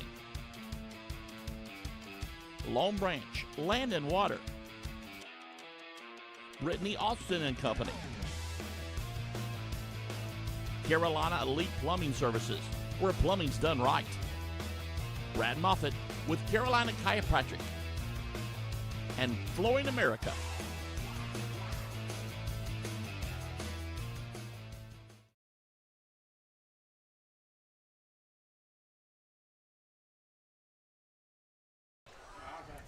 Back here live, John Gamble Stadium. Mountaineers on the move. Have to see if we can't get some points off of this. While we have a break, any updates on the Caldwell Banker Farm Bureau CNC Scrap Iron and Metal scoreboard? There will be once I pull the app back up. You got me at a bad time. I was looking at something else. Well, unless it changes, changes, y'all called the Farview game wrong. You got that right. Oh, here we go. South Point is up 20-19 over Hickory in the 4th quarter. Hickory's closed it. North Lincoln 34-14 over West Lincoln. North Gaston still 14-7 over East. 34-12 Stuart Kramer over Forest View. Let's watch this play. All right, let's see. Flag on the play real quickly. Illegal shift. Maiden's up 21-20 over Lincolnton. Ashbrook is up 35-8 over West Meck. Crest up 42-7 over Burns. East Lincoln 46-21 over South Iredale. Newton Conover 36, Alexander Central 21. Ware Shoals is beating Blacksburg 30-6. Polk County is up 27-18 over Chase. Final, East Rutherford 8-0 over Cherryville. That's a surprising score to me. It is. No, wait, that's not a score for that. That says soccer. Score stream puts it all on there. Sorry. Wrong It's sport. wrong sport. So that's what I've got updated so far, man. Play clock down to 10. Oh, bad snap, and he'll just ball on it. That's a smart play. That's It's the smart. only thing that you could do. Some would say he probably should have picked it up and ran it, but No, that's smart. That's smart. No, you try to pick that up, and he starts kicking it, and then it's bad. And I mean, oh my goodness, we're killing ourselves. Yep. That's what it is. It's self-inflicted.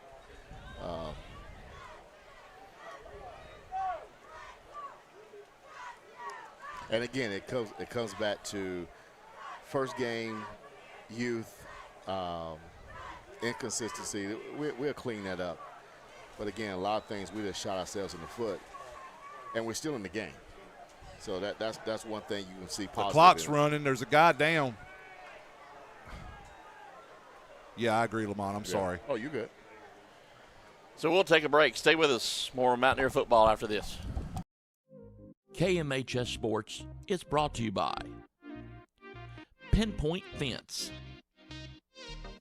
the Kings Mountain Optimist, M&T Plumbing, TC Mechanical, The Gutter Guys, and Butler Outdoor Design.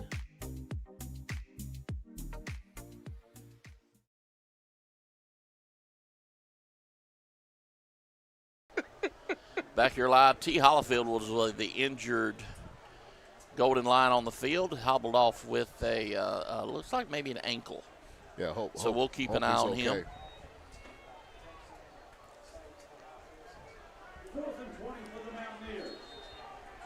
37 seconds left to go here in this third quarter. Mountaineers will go for it. Holding.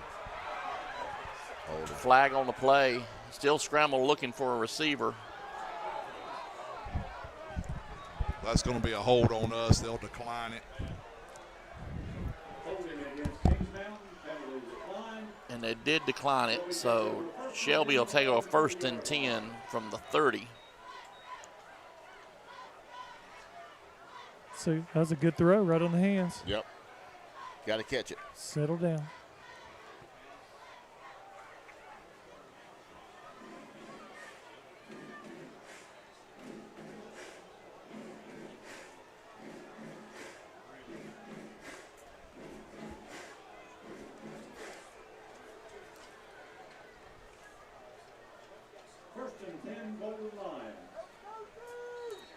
So Farmer will bring his offense back out again.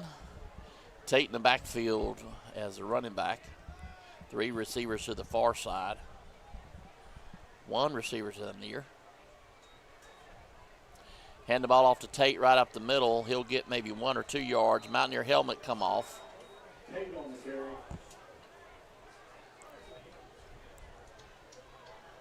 It's Odoms. That'll take us to the 4th. And that will take us to the 4th. We'll take a break. Stay with us. More Mountaineer football after this. KMHS Sports is brought to you by Pinpoint Fence, the Kings Mountain Optimist, M&T Plumbing, TC Mechanical, The Gutter Guys, and Butler Outdoor Design.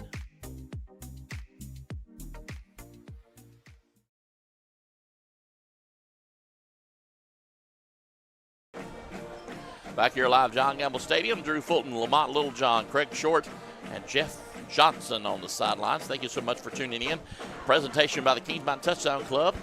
Brought to you by many members of our community. Thank you so much for sponsoring our live stream broadcast here on YouTube, free of charge, whether you're in Kings Mountain, Shelby, or around the world. I think 36 countries.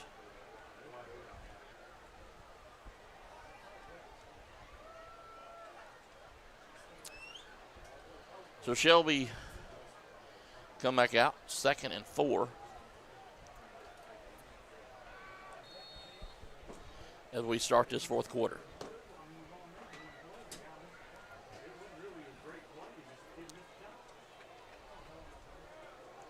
Kings Mountain showing blitz. Around the end, not much room to run. That's number 7, Calvin Ramsor. He'll pick up half of what he needed, so 3rd and short, 3rd and about 2.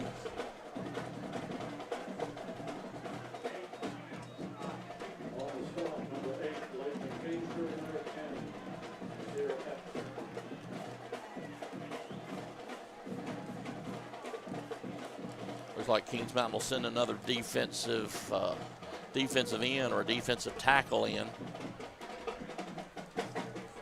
Shelby running a bunch formation, just one receiver. Wildcat.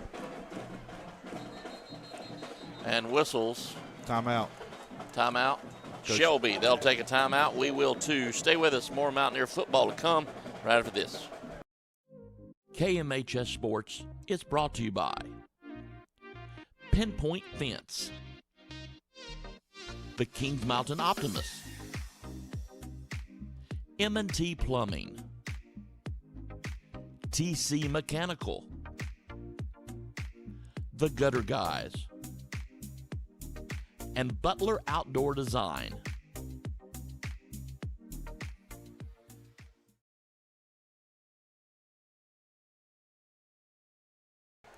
Not a lot of people. Back here live, John Gamble Stadium. I can't say, I'm babbling. Battle of Buffalo Creek. Great crowd on either side here for this county matchup. First game of the season. We do. Week 1. All right. Wildcat formation again, Drew. Let's see what they do right here. If they try to draw us off or actually try to run what we got here now. Official timeout. Equipment. You got to go, 99. Yep. May 59 mad at him. Hey, they've been consistent. They tonight. have. I mean, I'm telling doing you, their job. They have. That's They a have. point of reference. Week 1. You've got it. You got to have the stuff right. Right.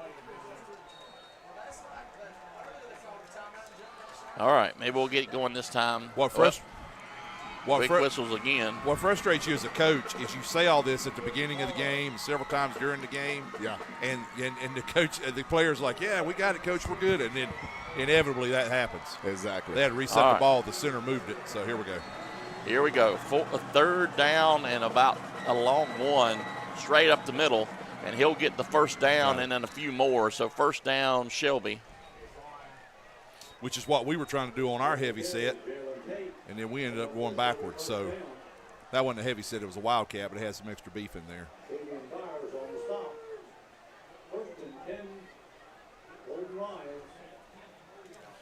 1st and 10 from the 49-yard line. No, excuse me, 44. They're running the same formation. Mike's trying to kill this clock and get out of here, or at least give us limit of what we get to hold the ball. Exactly. So he'll get hit in the backfield. Huge.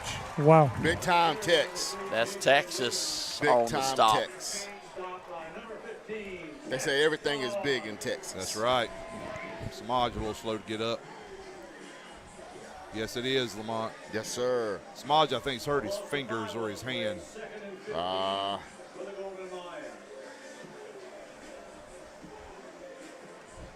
Yeah, you know he's not coming out of this game. No.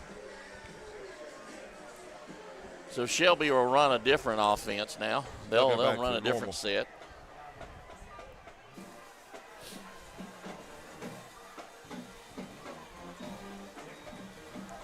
Mountaineers trying to get pressure, but Farmer's got way too much time. He is getting after, and he does get pulled down. Fumble. Ball still free. Still free. Mountaineers. They pulled it up. Yes, they did. Whoa. Mountaineers got the ball. Flag on the play. Yes, sir. That's what we needed. Yeah, but unfortunately, I think they're going to get us for something here. That's the way our luck's gone.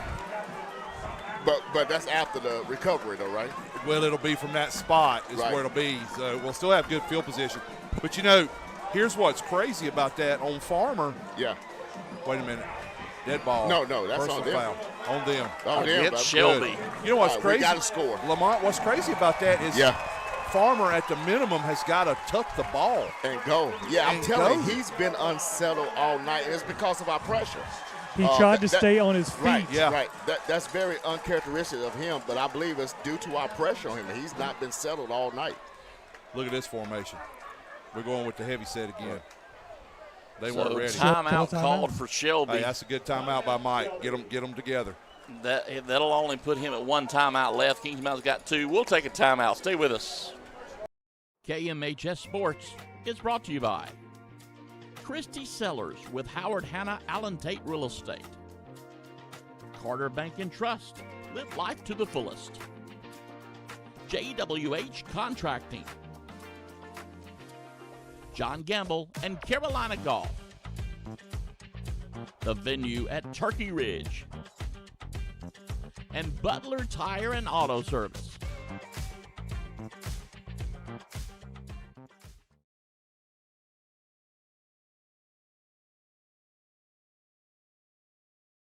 Did you see? Back here live, John Gamble Stadium. Mountaineers, good field position. All right, so we got the first and goal. Kings Mountain with the big package, the big set coming in. Yes, sir. Bell trying to get them to jump. Yep. Yes, sir. And they do. Flag. That's half the distance. All right, here we go. Just reset. It's all right. That's it.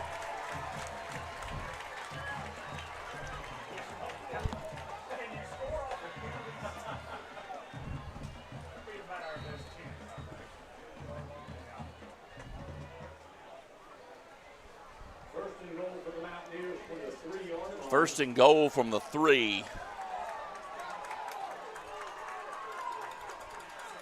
Hands it to Dry right up the middle. Touchdown. No way you're stopping him. Touchdown, Mountaineers. Yes, sir. Yes, sir.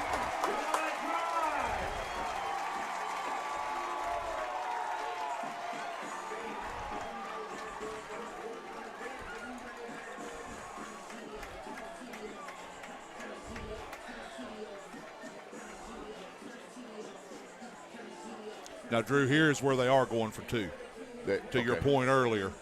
Because if you don't, this is where I think you do, because Shelby will be able to hold the ball and kick a field goal and win the game at 17-16. Exactly. So Mountaineers their offense will stay out there and go for the 2-point conversion. Looks like the same formation we seen a minute ago. But Bell's going to run out, throw it quick. Yes, sir. 2-point conversion is good. So the Mountaineers lead it by a field goal. Let's take a break. We'll be back. More Mountaineers. Don't go anywhere. Why would you? Oh, that was Finster. KMHS Sports is brought to you by Innovative Pool Design, Long Branch Land and Water, Brittany Austin and Company, Carolina Elite Plumbing Services, where plumbing's done right, Brad Moffitt with Carolina Chiropractic, and Flooring America.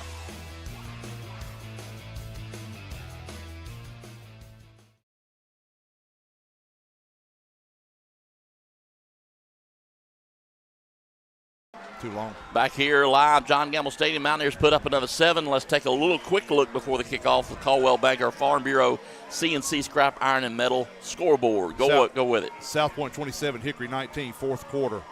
North Gaston 14, East Gaston 7, fourth. North Lincoln 34-14 over West Lincoln. Stuart Kramer 34-12. Maiden and Lincoln is still 21-20 in Maiden. Ashbrook now 35-8 over West Beck. Crest 55-7 over Burns. East Lincoln still seeing 46-21 over South Iredale. Newton Conover 36, Alexander Central 21. Ware Shoals 30, Blacksburg 6, Chase 24, Polk County 34. TC Robeson 14-10 final over Hunter Huss, and that's what we got. Great kick. He's going to return it 10, 15-yard line, crosses the field up to around the 30. He'll cross the 30 to about the 31-yard line. First and 10 from Shelby from there.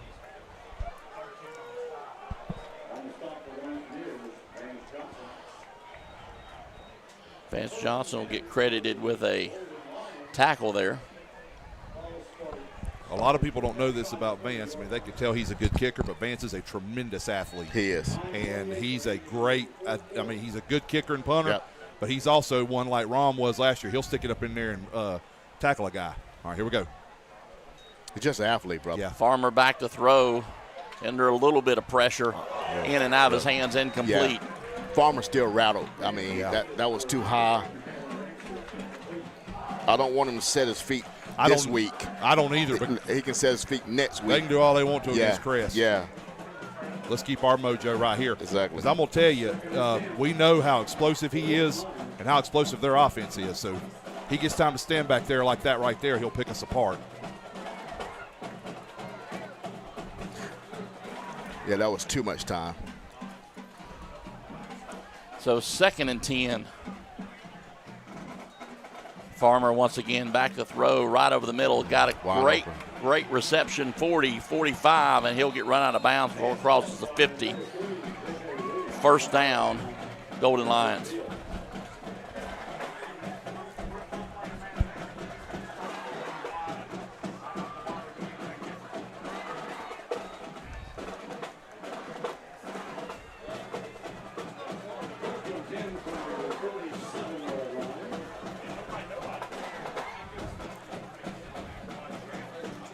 First and 10, Farmer and the Lions.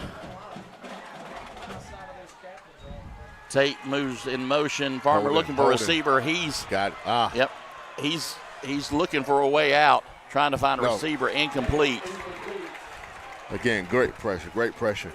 Yeah, but I'm going to tell you something. Coach is probably not going to be happy about that because our end got too far inside. That's what I'm saying. They lost contain. They did. We didn't have contain on him right there. Honestly, Farmer could have turned it up and run for a first down. That's why I'm surprised he's not doing. Yeah. Well, Mike let him run, Lamont, in the third quarter in the beginning on the draw. Okay. Like a quarterback draw. Yeah. But on that one right there, he wouldn't have had much contact on him. So, I don't know. Luckily, he didn't. He tried to still throw it downfield. Right. I think he knows he's not on his game. I think it's going to show now with his senior leadership. Yeah. Will he calm down, settle down, or will he still try to do too much? Farmer back to throw, throws it deep, throws the home run ball, got a man open, bobbles it, incomplete.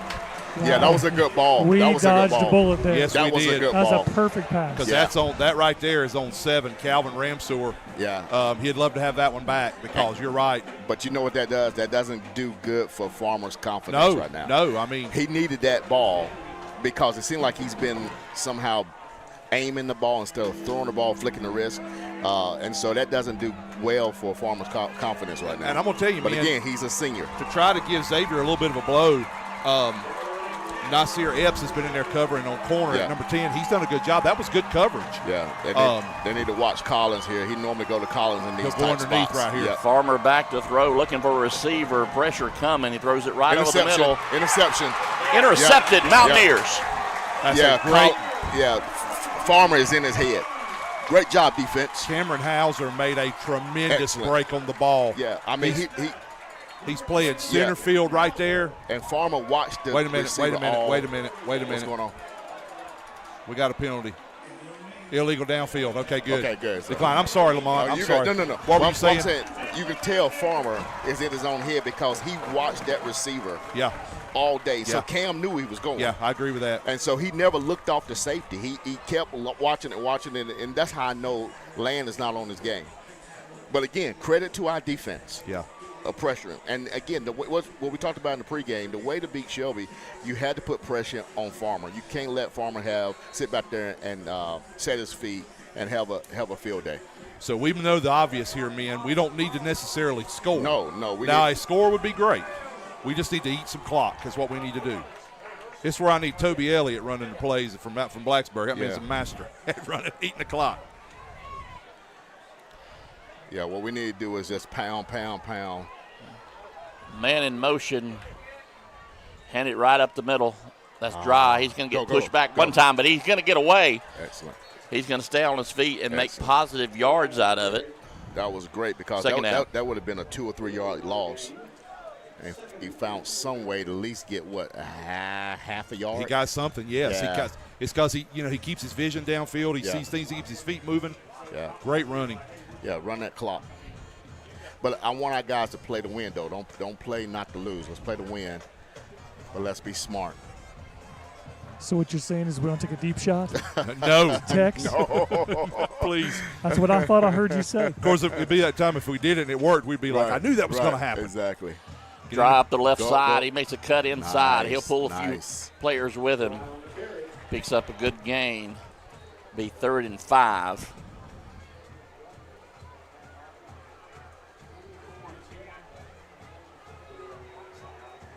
I think the game plan has been very well called by the coaches. Again, just our youth on some plays we haven't been able to execute, but our coaches have put our players in a position to win this game. Yep. Now they just got to go do it and execute and win the game. Back to throw. Bell looking for a receiver. Finds one. Throws it way over his head. Incomplete. So that's not a bad throw as far as to keep the. No, that's a great throw because he was in coverage. I'm glad he threw it away and over his head. But I don't understand that call right there, man. I don't, At because you 4th and 5. stopped the clock. Guys, well, that was one of the first times that they did not roll the safety over on Tex. It's single coverage up top on him, and and it was no look. The play was looking this way the whole time. Yeah, and that goes back to KJ's youth, right? When he progresses this year, next year, and senior year, he'll be able to see that and read that defense better. But this is danger zone right here. Who's back there? Collins. This is danger zone. Right Collins here. Deep to receive. Vance Johnson gets the Good ball punt. off. Good punt. Good punt. Still moving back. He fair called it. Yep. Why? Well, I'm glad he did because Me too. because Mr. Collins was about to put on the show, and so I'm glad he fair called it, rather. First and 10 for the Golden Lions from the 16-yard line. 7:13 remaining in the fourth quarter. Kings Mountain lead for 17-14. Now defense got to be big again.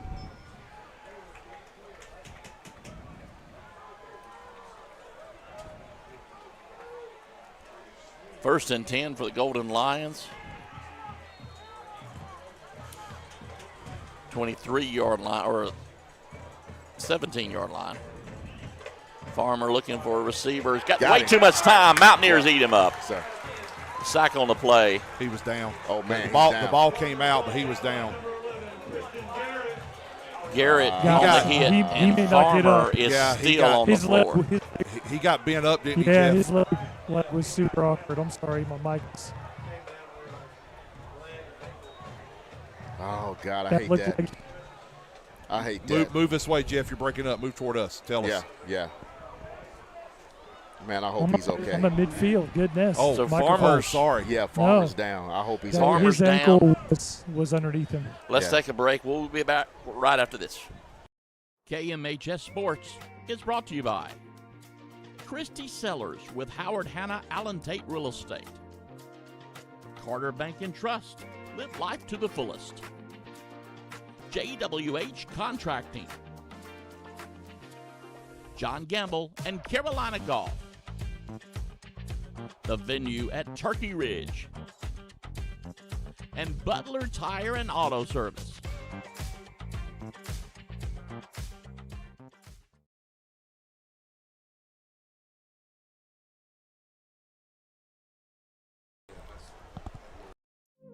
KMHS Sports is brought to you by Pinpoint Fence,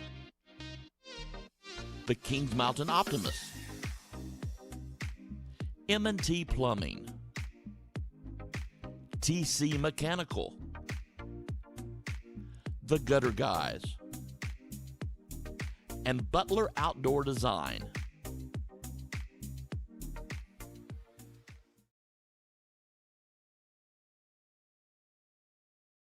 Shake it Yeah, off and he can yeah. get back. I don't. Back here live, John Gamble Stadium. Land Farmer is being helped off the field No, right now. He's walking on. He's on walking his on his which own is- power is a with a good- limp. Yeah.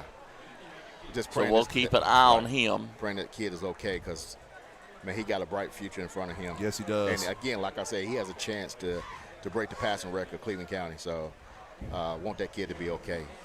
And I'm not saying this because I'm trying to toot our horn, but we said a prayer for that young man Yeah, because most definitely. we think a lot of him and Most definitely. of the Shelby program. So we're praying he's okay. Most definitely.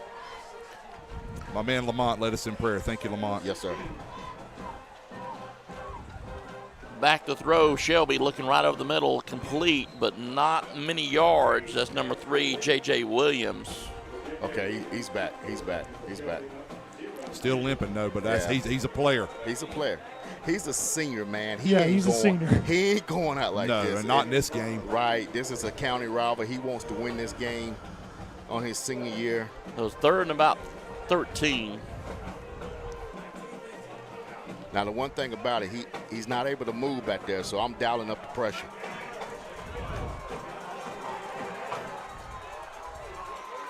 Farmer fakes the handoff, rolls to his left. That's holding. He makes the throw incomplete. Good coverage. Good coverage. Well, we thought he was going to be gimpy. Like, Yes. to me, like he could move pretty good. How did they not call that? Well, I'm going to tell you, though, Lamont, he got assisted by a hold. I'm not going to lie. Our defensive end got turned around. Oh, yeah, most definitely. So, but it is what it is. Yeah. We've had 500 holding calls called tonight. It seems like at bad times. It seemed like from the 9-minute mark to 5:58, it seemed like that clock has been moving so slow. Yeah. All right, Shelby run their punt team on. Hollifield will punt it away.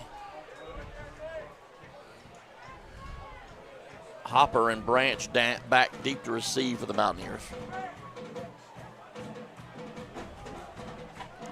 Good snap. Ooh, he takes a long time to punt that ball. He does. Fair catch at the 50. Fair catch called at the 50-yard line. So the Mountaineers will take a 1st and 10 right at the 50.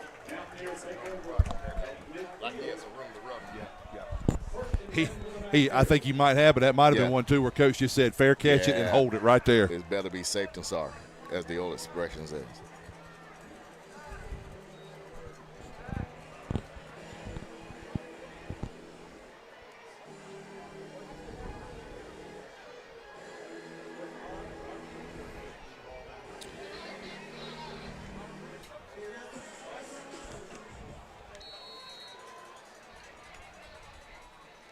First and 10, Kings Mountain. Trying to get some room around the left side. He's still on his feet across the 45. That's a die, and that's going to be a personal foul against Shelby. That's on Shelby. Got to be against Shelby. That's 15 yards. Shelby just a little frustrated. Yeah. I'm not saying it's just Shelby. Both sides have been chipping back and forth.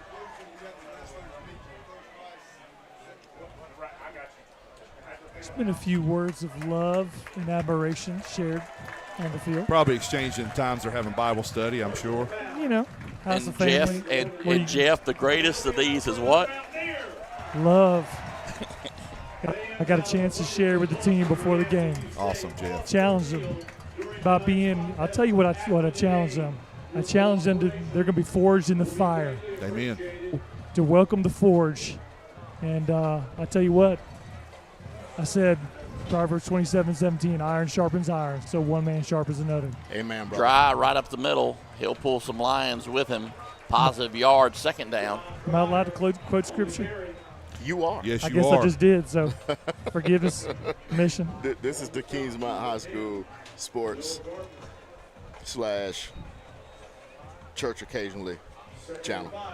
Yep, amen. Church occasionally. Listen, yeah. listen. If you get mad at us because we're quoting the Bible, then you got something wrong with you. We love the Lord, and we're going to say it.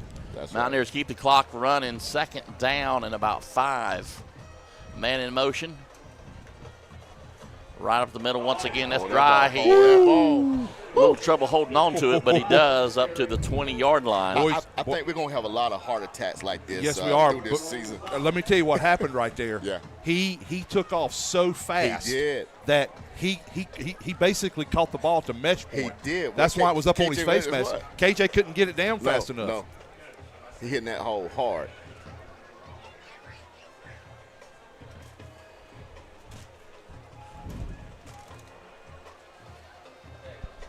My daughter up here looking for free food. Learn from her daddy. You taught her well. Bell calls the signals 1 receiver high, trying to get Shelby to jump, but I think they got us to jump too. We did. So we're going to take that one.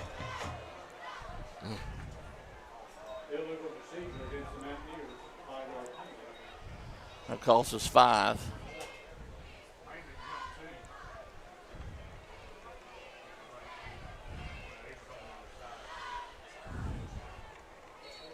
Problem too, that stops the clock. We want this sucker to run. Right. I don't care if we score. We just want it to run. A 3rd and 8 call right now for Kings Mountain. The thing is, though, if we can at least get a field goal here, Shelby would have to score a TD to win, right. TD and extra point. Back to throw. Yeah, Under there it some is. pressure. Touchdown. Right around the left side. Incomplete. Is it okay? We got a Roughing the penalty passer. in the backfield. There you go. There is a flag on the play. Roughing the passer. Yes, Russing sir. the passer. Man, that was Yeah, because I'm telling you, that was open. wide open. Yeah. Finally, one of these calls really goes our way. Yeah, And yeah. That was a good call, too, because it was well after KJ had thrown the ball. Right. And that is another Mountaineer.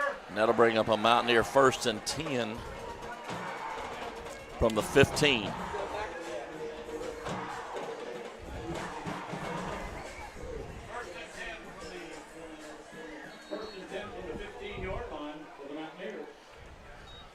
Pitch. Get Quick up the pitch field. over to Dry on the Good left block. side, Good trying to block. find Good a job. way to run. Good job.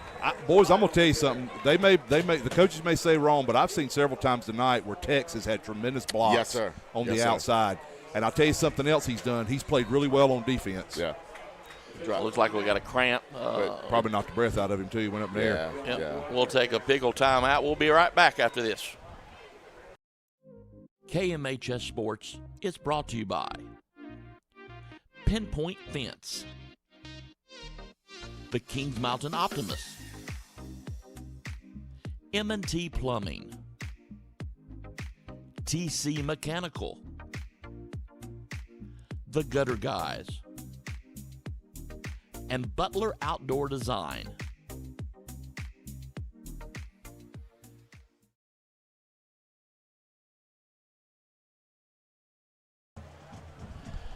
Kings Mountain 2 timeouts. Shelby with 1. Kings Mountain up 17-14, and Kings Mountain threatening to put one in here in the end zone. As Dry is coming off the field, looks like he just had a cramp, and I can't blame the young man as much as he's run tonight. He deserves a cramp or two. Man, he's been playing bully ball. He has. I mean, outstanding running game by Dry. Bell calls the signals. Hands it right up the middle. That's number 25. Bounces out, trying to get free. Hold the ball, Still hold on the his ball. feet. Hold the ball. Hold the ball. Coleman, Yes, sir. 5'8", 170-pound junior. First time we've seen him tonight. Little bowling ball, but his helmet messed up, so he's got to come out. So now we got to put. Now we're sending Hauser in there. Cam's used to it. Cam was the JV running back last year, and he is a bruiser as well. Yes. And you saw Cam is not no small guy either. No, he played a great center field a moment ago and He got sure the did. interception. He sure did. So we're going to hold the ball here. We're going to let the clock run. Yeah, I think we'll call a timeout. Absolutely. Jeff, how many do we have left? 2. Okay, thank you. And I'll let the clock all the way down to a timeout. We'll take a timeout. Stay with us. More Mountaineer football to come right after this.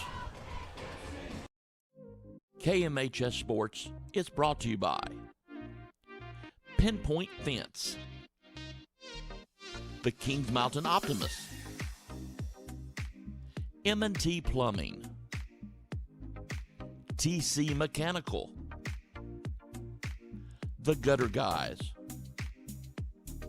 and Butler Outdoor Design.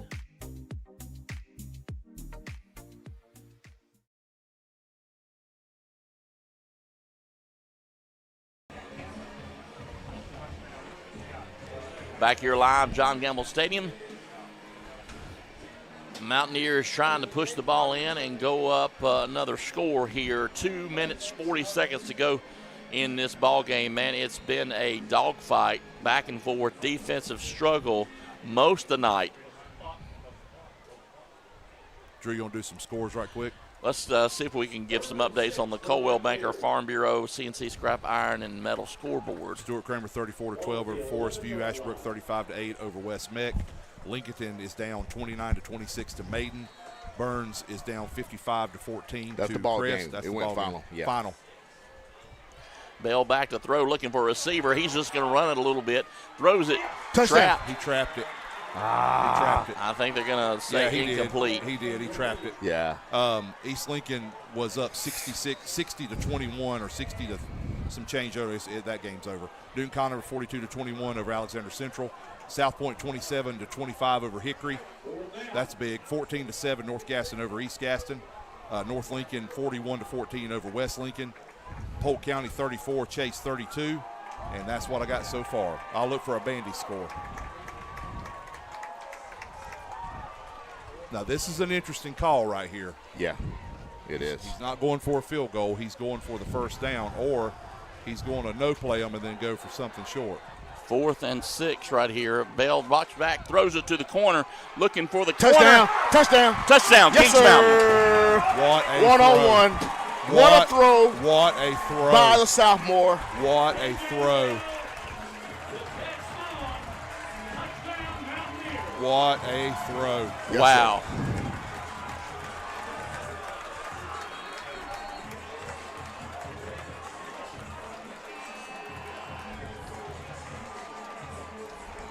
Mountaineers will go up again. Vance Johnson ready for the extra point.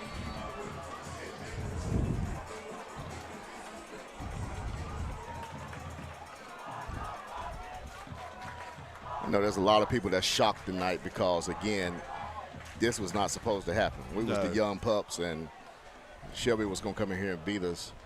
Again, it's not over, but I know a lot of people are shocked tonight. Vance Johnson gets ready for the point after touchdown. In fact, I could see a lot of Shelby fans walking out of the gate over there. Yeah, It is good. We'll take a break. Stay with us. More Mountaineer football after this. KMHS Sports is brought to you by Christy Sellers with Howard Hanna Allen Tate Real Estate, Carter Bank and Trust. Live life to the fullest. JWH Contracting, John Gamble and Carolina Golf, the venue at Turkey Ridge, and Butler Tire and Auto Service.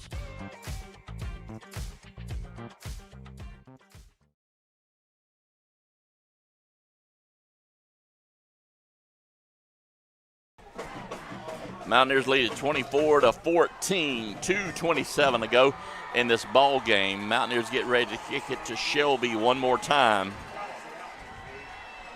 I would dare to say the last time. Good shot of our Mountaineer cheerleaders. Man, there's nobody that's more excited about this season starting than this cheerleader group right here. Oh, yeah, They've been chomping at the bit, ready to get it going, and we do appreciate them.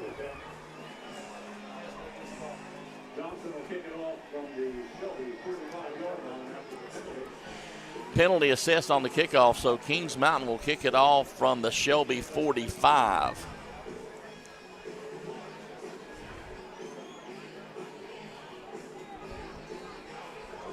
Vance was asking, well, do you want me to kick it deep? What do you want me to do here? Yeah, I'm not giving Shelby no opportunity to return it. Kick it as far as you can. I like a good squib kick. Yeah, no. I don't trust the Shelby runners. Kick it out of bounds. And that's what he's going to do. It's going to be a touchback going down in the books. So Shelby will come out 1st and 10 from their own 20.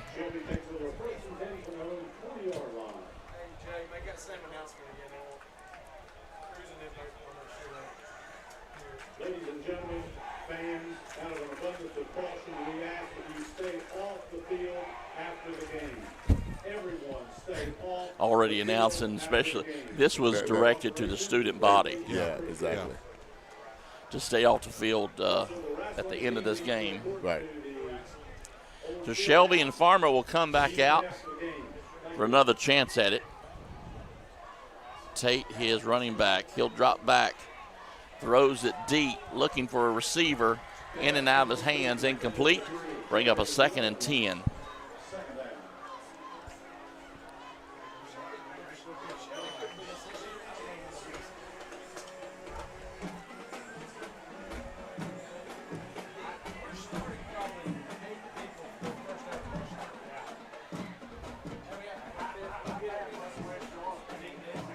Yeah, I think they did the smart thing. I think they pulled Landers to make sure he doesn't get hurt any further. 2nd and 10. Back to throw. Looking right over the middle, in and out of the hands of a Mountaineer, almost intercepted, brings up a 3rd down. Hutchins almost had a shot at it. Lamont, to your point, it's a smart thing for Mike to do that. Yeah, most definitely. It's like we said before in the preseason show. Yeah. You want to win every game you play. Right, You'd love to win a right, rivalry game. Right. But at the end of the day, this game doesn't mean anything. No. The goal for Shelby is to make sure they make it to the December and win the ring. And you got to have number 8 to do that. Yes. You cannot win without laying Farmer behind that center. We win tonight with RPI. Oh, 100%. Yeah, most definitely. Shelby back to throw, still looking for a receiver, just throws it downfield, in and out of his hands, incomplete. And 4th down for the Golden Lions. And I'm going to tell you, now that I see that, forgive me, I got distracted, that Lincolnton looks like they're going to lose to Maiden, which I think Maiden is really good this year. Yeah. And that's a rivalry game for Lincolnton. Right. That makes me feel like Shelby.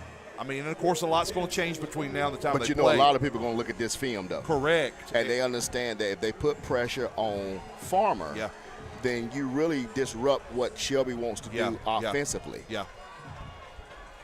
Back to throw again. He's got a good wide open receiver, but in and out of his hands, incomplete. So the Mountaineers will take over first and 10. So all you need to get right here is a 1st down.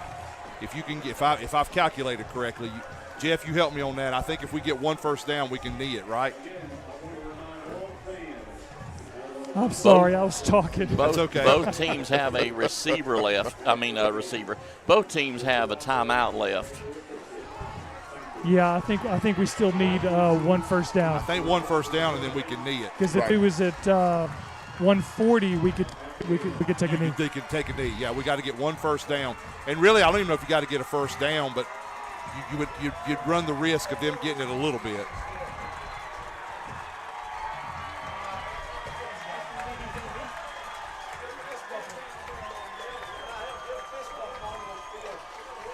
Kings Mountain with a jumbo package, hands it right up to the left side. He's going to get several more, getting close to the end zone. They'll throw him out of bounds around the 2-3 yard line. Well, they're going to say he didn't get that far. They're going to say around the 4 maybe. Yeah, I like to, not to say we won't run the score, but I like that man to be rewarded with something. Dyer has played one heck of a game, man. Unbelievable. And First and goal from the 4. Take a knee. That's what we're going to do. Maybe not. Hands the ball off right up the middle. Quick whistles. Yeah.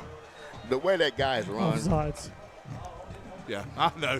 I know.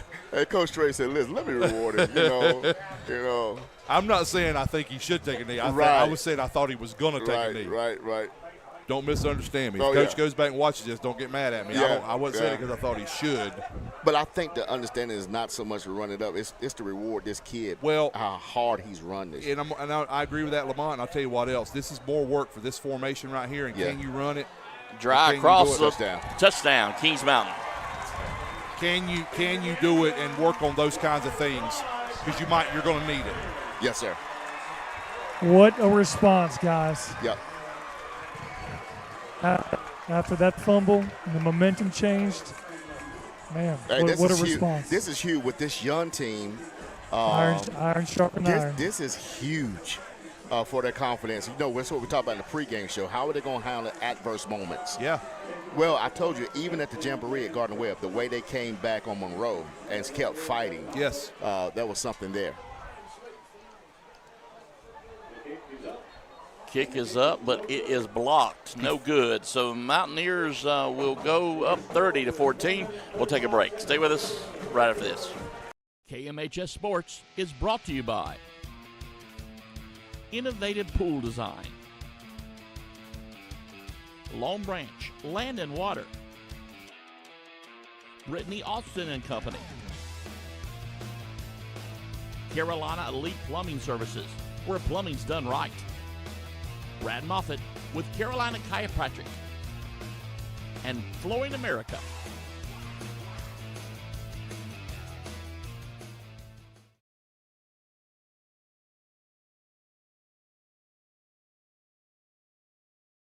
We'll be back. So the Mountaineers will leave here with a win, 1-0, as we get ready for week 2 next week as we travel to another county team and take on the Burns Bulldogs, which, unless something crazy has happened, Crest is handing them a huge defeat. Lamont, did you say that went final? That was final, yes. Yeah, So- they have now turned off the lights in Lawndale. Yeah, everybody. Falston, whatever. Do they call it Falston? Is Burns Falston? Lawndale? It's in between It's two, in between? Lawndale and Falston. So it's Falldale. So the Falldale. The lights are off on both. Wait a minute. Paul Kaiser Falldale. It's Paul- Falldale or Lawnston. And I know that somebody's gonna text me and say, "Don't be coming for us." And I know somebody is going, and they're gonna say, "Pastor, don't be coming for us." You made me think. Longston or Falldale. Greg Lloyd used to always say that they should combine Cherryville and Bessemer City and call them the Bessemerville Iron Jackets. The Bessemerville Iron Jackets. Now listen, that That's pretty cool. Iron Jackets. Yeah. Just think about the mascot. Yeah, the Bessemerville Iron Jackets. That's what Greg said they should call them. Okay, so I'm a hush. 1st and 10 for the Lions. They'll keep working the ball across the 40. 2nd down, he'll pick up maybe 7, 8 on the pass. Lamont, Drew, Coach Carroll has got to be really pleased with his defense most tonight. definitely. Yeah, because he had the right scheme and they executed. Yes. That's the thing, Yeah, Lamont. That's yeah, a great point. yeah. You can have it all Yeah, you want, yeah. but you still have to trust them to do it. That's right. You And gotta tonight execute. we did.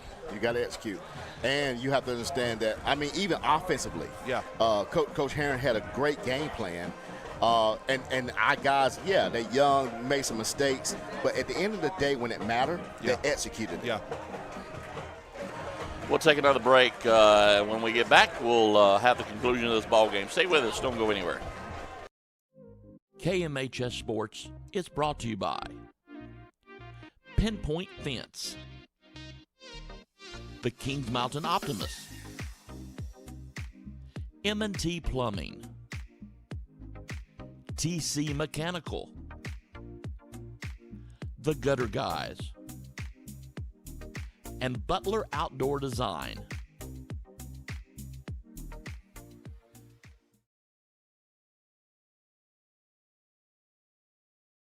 Totally. Back here live, John Gamble Stadium, trying to close out this ball game. Clock is running. Shelby still trying to get something out of it, get something for nothing. He'll cross the 40, 45, 50-yard line up to the 40, and he'll get pushed out of bounds. 32 and some change left on the clock. Mountaineers lead at 30-14. Did I lead it in okay? You did great. You did. You always do. You're the man. With the plan. Like I say every time, Drew, thank you so much for setting all this up. Yep. People don't realize the effort you go to get all this done. Well, I didn't tell you that you're packing it all up. Oh, thanks. Well, I'll pack. Listen, me and Lamont will be glad to pack it up. Now, will it be done right? Absolutely not. It'll all be in one case. It'll be in one case, and a lot of stuff will be left out. Hey, Craig Short, Yes, sir. our friend Kevin Osborne said he wanted me to say a fins up reference. So let's go Dolphins. Amen.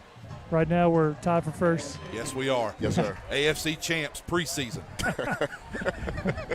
As I said in the press box earlier. Eternal hope. Yes, sir. Hope springs eternal in August.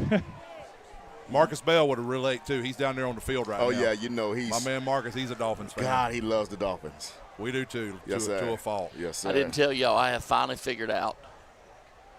I am almost 52 years old, and I finally figured out.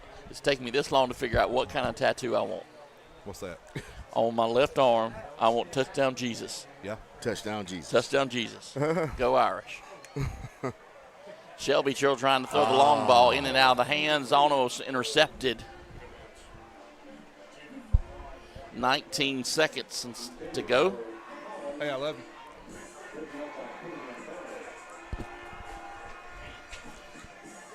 Drew, what was the other arm? I'm sorry, my son distracted me.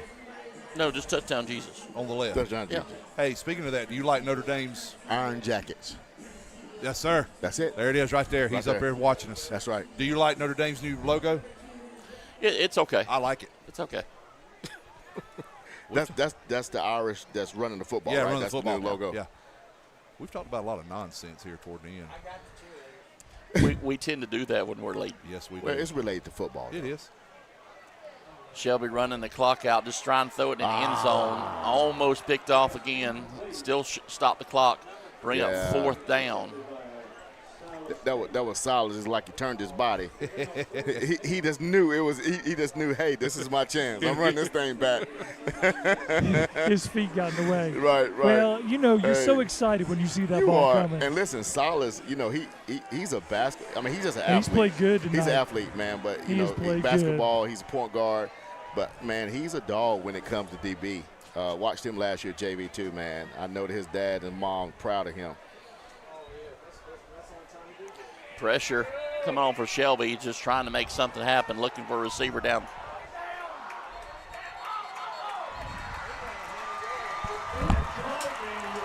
And the clock will run out. That'll be it. Mountaineers lead with an opening win, 30-14, Kings Mountain. We'll take a break. We'll be back. More Mountaineer football to come right after this. KMHS Sports is brought to you by Christy Sellers with Howard Hanna Allen Tate Real Estate, Carter Bank and Trust, live life to the fullest, JWH Contracting, John Gamble and Carolina Golf,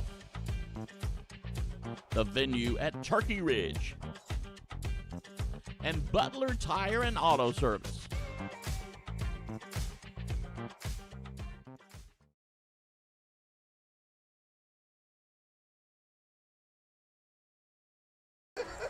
Back here at conclusion, Mountaineers win it. Go 1-0 in the conference, get a big compliment rivalry against the number 1 seed 3A team.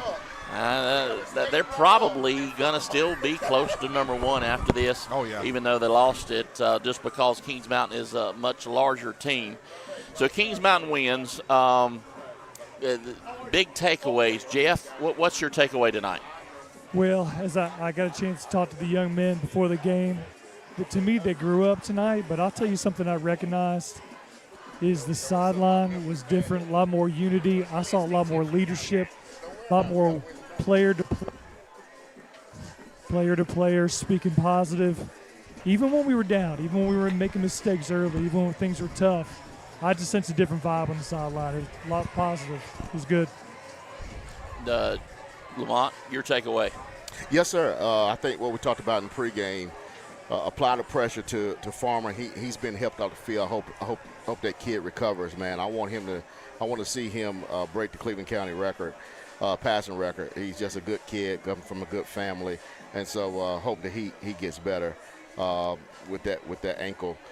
But again, a great game plan by Coach Carroll on defense, and the guys executed. I mean, I think we were solid all game long in defense. Yeah. Offense, again, is our youth. I mean, we had some penalties, that type of thing, and we normally know that defense throughout the years have been ahead of the offense, and then the offense will catch up, midway through the season. But again, they executed when it mattered. And your takeaway is Craig? I agree with Lamont. I wanted to add, too, on the line of the defense, I was saying this to Jeff off air. One of the areas that even we weren't worried, but we were curious as to how our defensive backs would play against Land and Shelby in general, being so young in the defensive backfield. Our defensive backs played tremendously well. Defense all around, like Lamont said. I'm very impressed with how they played. Yep. I'm impressed with the poise that KJ had. And Dyer coming through and running the ball the way he did took pressure off of KJ. A great win against a really, really good team that's going to give us some momentum for the rest of the season. Because here's the thing, you both said it, this is a game that we got that almost no one outside of Kings Mountain thought we would get. Exactly. Tremendous win. And also, shocker, I'm not sure if you got the update, Independence beat Gaffney. How about that? Just got a text. Wow. Independence beat Gaffney. Yeah, that's huge. It's very rare that any North Carolina team beats a South Carolina team. And they played them at the reservation. They were at the reservation. Yeah, that's what's tough. Well, guys, Jeff, any final remarks for the field? Well, he's probably gone anyway. Yep. Guys, thank you so much. The Mountaineers will hit the road next week. We'll be at Burns. Are we broadcasting, Drew? We should be broadcasting like we normally have. Yep. Shouldn't be an issue, so I'll say go ahead and lock that in next Friday night, and then 2 weeks from now we're back here at John Gamble. Man, it's been a great night, great atmosphere. I hate you couldn't be here, but glad that you could join us on YouTube. This has been a presentation of Kings Mountain Touchdown Club. For myself, Drew Fulton, Craig Short, Mont Littlejohn, Jeff Johnson, all the guys in the. I got to find my sheet now. All the guys on top, all the sponsors. Thank you so much, sponsors.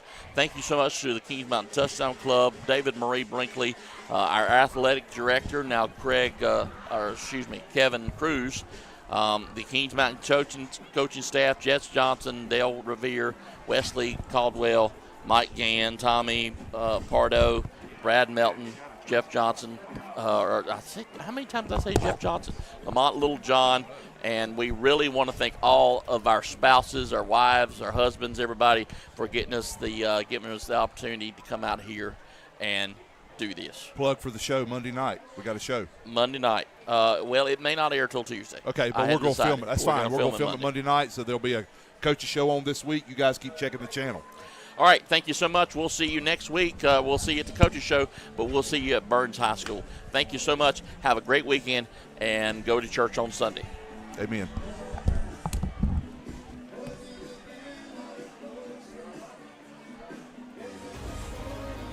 This has been a presentation of KMHS Sports and the Kings Mountain Touchdown Club.